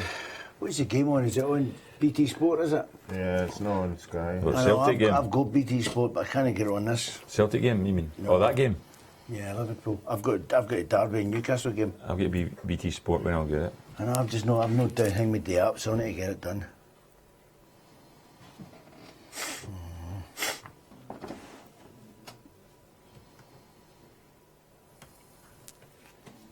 Move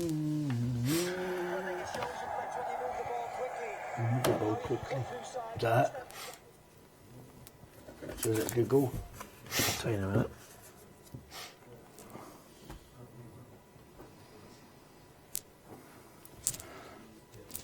Think Newcastle won the league championship? Huh?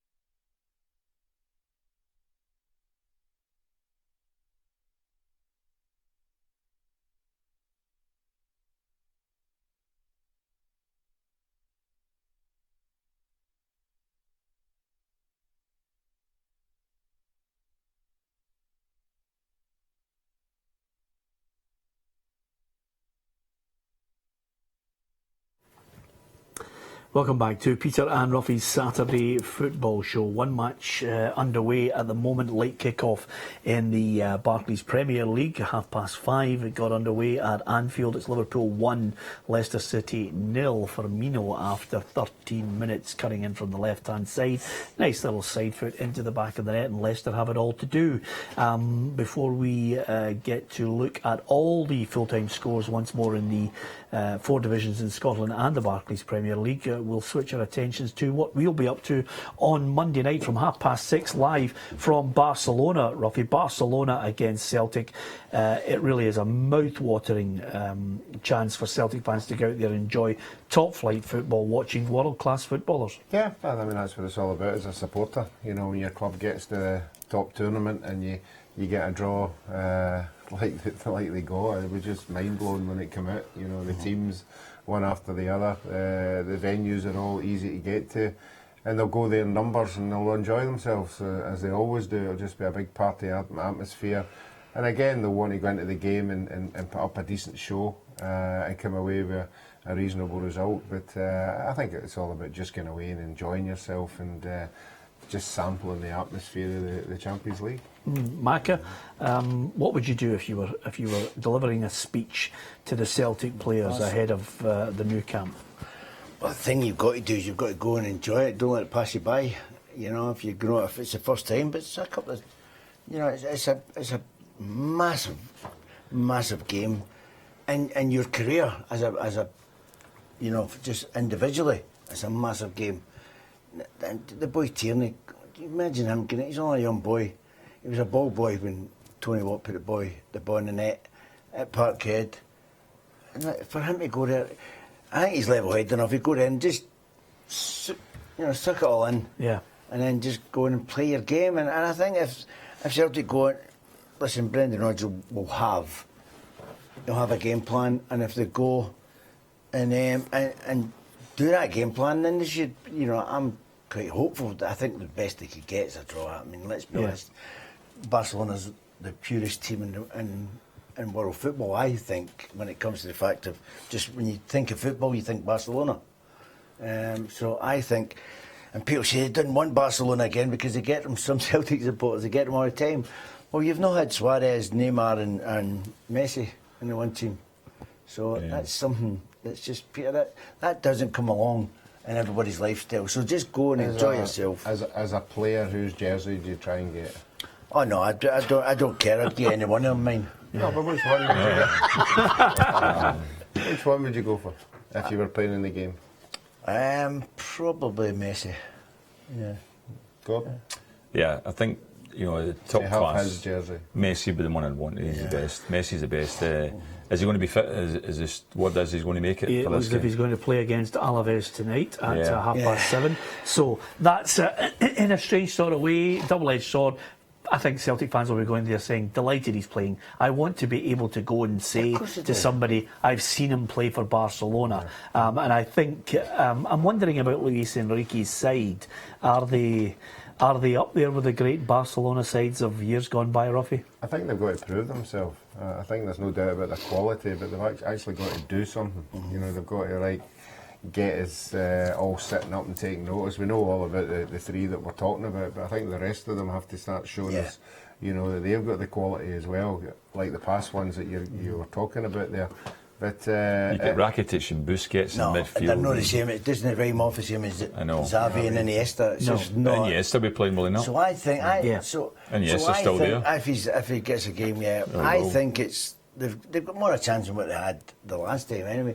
Because I think two of the best players that keep the ball, Iniesta and Xavi, they were unbelievable. You couldn't get it off them. Yeah. You know, and they always say good players always create a lot of space, and they had bundles of space. Well, dare I mention the fact, and I'm sure you're aware of it, Maka, that even with Xavi and Iniesta, Tony Watt was able to score a goal to defeat them by 2-1. I thought it was a great line from Charlie Mulgrew in midweek. He said, when Tony Watt scored the goal to make it 2-0 to Celtic, there was 2 minutes left, and Neil Lennon turned round to his backroom staff and said, we could hold out here for a draw. Barca scored after that. Yeah, they scored one, but they didn't have enough time to get the second one or the third. Yeah, they just went up the part nonchalant. Walked into the box. I was thinking, looking back now, I'm not sure if I'm right here or wrong, and it's no disrespect to Celtic, but had Barca already qualified out the group at that point? What are you doing that for? Because you get beat 5-1 a day, don't go that way. Because Rangers not got a draw with Barcelona. Yes, 0-0 at Ibrox. 0-0 at Ibrox. No, Yeah. Ibrox, Yeah. yeah. See, I think we talk these teams up too much. 1940. No, but I mean, the thing about it is, 40s. the thing about it is, It was a sometimes great performance by Rangers that day. Absolutely. Oh, Sometimes I think these teams actually switch off. when Lionel they- Messi came out and Yeah, said they don't Rangers need played it. anti-football, and I thought it was 0-0. They got a point. I agree with Gordon. There comes a stage in the group where they automatically say to themselves, we just need a point here. Let's go Aye. across, let's go and get a point. We'll just take the point and go up the road. Big teams You like think Chelsea. Barcelona do that? Like Chelsea and that. You Chelsea think got Barcelona away. do that? No, they set the stall Don't out be to go away silly. and go for nothing each. We'll just pan out a nothing each Yeah. because they have ability to do Okay, that. let's. Can I just ask the let- panel here? Yeah. Do you honestly believe that? Barcelona would say, let's just get a point and go home. Don't be so silly. There might be a scenario though. What if they've already qualified out the group and they're playing a match? I don't think that the players can do that. I think if a manager told me to do that, they couldn't do it. I think They're so what you've got to bred. do is, I think, look, rather than us being cynical about anything that any Scottish club achieves should be in some way tarnished by the suggestion that the other team weren't trying, is doing a tremendous disservice to the effort of the players on the night. The one thing I would say about it is quite simply that if you look at the evidence of the game, Barcelona had the majority of possession, chances where Foster had to play out of his skin. Yeah. He As made David Marshall did. Exactly. So I don't think they come thinking a draw. I think they'd be happy to take a draw. But on that night, Celtic produced an unbelievable performance, as did Rangers at Ibrox. 'Cause Yes. I was commentating on that. But what I would say is, you're right, Mac. If they get a point, I think they'll all be dancing. They'll be walking home, even if they've got a great, plane yeah. ticket. Now let's Well, look a at great the. point if Celtic got a point. I Definitely. don't Yes. think it's a team of. Just out of went by, that's curiosity, what I'm can you saying. see them getting a point? I can't see them getting a point, yeah. Okay, I can. You don't think it's a team of? I think I don't think this that- Barca team's as good as any other Barcelona team has ever been. No, I, think do they've you want still to got say something, prove it Gordon? yet. I think they've got as good a front three yes. as any other Yes, I Barcelona think you're saving team. them. I'm not quite sure about middle and back The rest line of them is are as good. hopeless. I think Front three are great. Busquets. No, but I mean, listen. They've got Busquets, Iniesta, and Rakitic in the middle of the field as well. They've got Yeah. three great players. I think we're looking at the evidence of the Israeli game. If Celtic play like that, Oh, yeah, then of course. they're in trouble. Listen, I will take it. I don't think they'll get it, but I'd be delighted. And Yeah. I think they'll play. I think they Well, might play listen. five at the back. Let me just I think they might play caveat five. it's the 2008 side: Valdez, Alves, Puyol, Piqué, Abidal, Iniesta, Busquets, Xavi, Messi, Henry, and Samuel Eto'o. Eto'o's a weak link there. Yeah, absolutely. I'm sure he is. Of course he is. Yeah. Listen, let's look at the full-time scores once again. Check your coupon. Maybe just check if your team did indeed get the win that they deserved in the Scottish Premiership. Celtic 5, Rangers 1, Aberdeen 1, Inverness 1, Dundee 1, Kilmarnock 1, Hearts 3, Hamilton 1, Partick Thistle 0, St Johnstone 2, and Ross County 1, Motherwell 1. And let's see how that affects the table. Celtic out in front by 2 points with a game in hand over Hearts, who after that win today move into second place. Rangers in third, Ross County in fourth. And Thistle at the bottom end, just propping up the table at the moment. Into the Championship, all eyes on what Hibs could do. Could they get their fifth consecutive win? The answer was yes. Ayr United 2, Morton 1, Dumbarton 0, Hibernian 1, Dunfermline 1, Dundee United 3, Raith Rovers 0, Falkirk 2, and St Mirren 1, Queen of the South 3. Let's look at the table in the Championship. There it is. Good viewing for Hibs fans, but Queen of the South, what a great start to the season for Queen of the South, then Raith Rovers, then Dundee United, just starting to gather a little bit of pace. And of course, good win for Falkirk today as well. Peter Houston's men will be there or thereabouts, I'm sure. League One, the full-time scores: Albion Rovers 4, Stenhousemuir 0, Alloa 1, Livingston 3, Brecon City 3, Airdrieonians 2, East Fife 2, Stranraer 0, and Peterhead 2, Queen's Park 0. And the table there for you: Scottish League 1, Brecon City out in front, Alloa just in behind with Livingston, and East Fife and Airdrieonians further back. Into Scottish League 2 for the full times there today, and there was goals aplenty. Annan Athletic 1, Forfar 2, Berwick Rangers 2, Elgin City 4, Clyde 3, Arbroath 2, Montrose 1, Cowdenbeath 2, Stirling Albion 1, Edinburgh City 1. And there's your table for you. And Edinburgh City, well done today. First point in the professional league after 5 games, and a hard-fought one at that, but well done to you. Forfar, already a gap. 5 points now out in front in League 2. The scores from the Barclays Premier League, it was the Manchester derby we were all looking at, and it finished in Manchester City's favour. Man United 1, Man City 2, Arsenal 2, Southampton 1, Bournemouth 1, West Brom 0, Burnley 1, Hull 1, Middlesbrough 1, Crystal Palace 2, Stoke 0, Tottenham 4, West Ham 2, Watford 4, and Liverpool leading Leicester by a goal to nil at the moment. Firmino with the goal. OK, scoreline, Ruffy, Tuesday night, Nou Camp, Barcelona Celtic.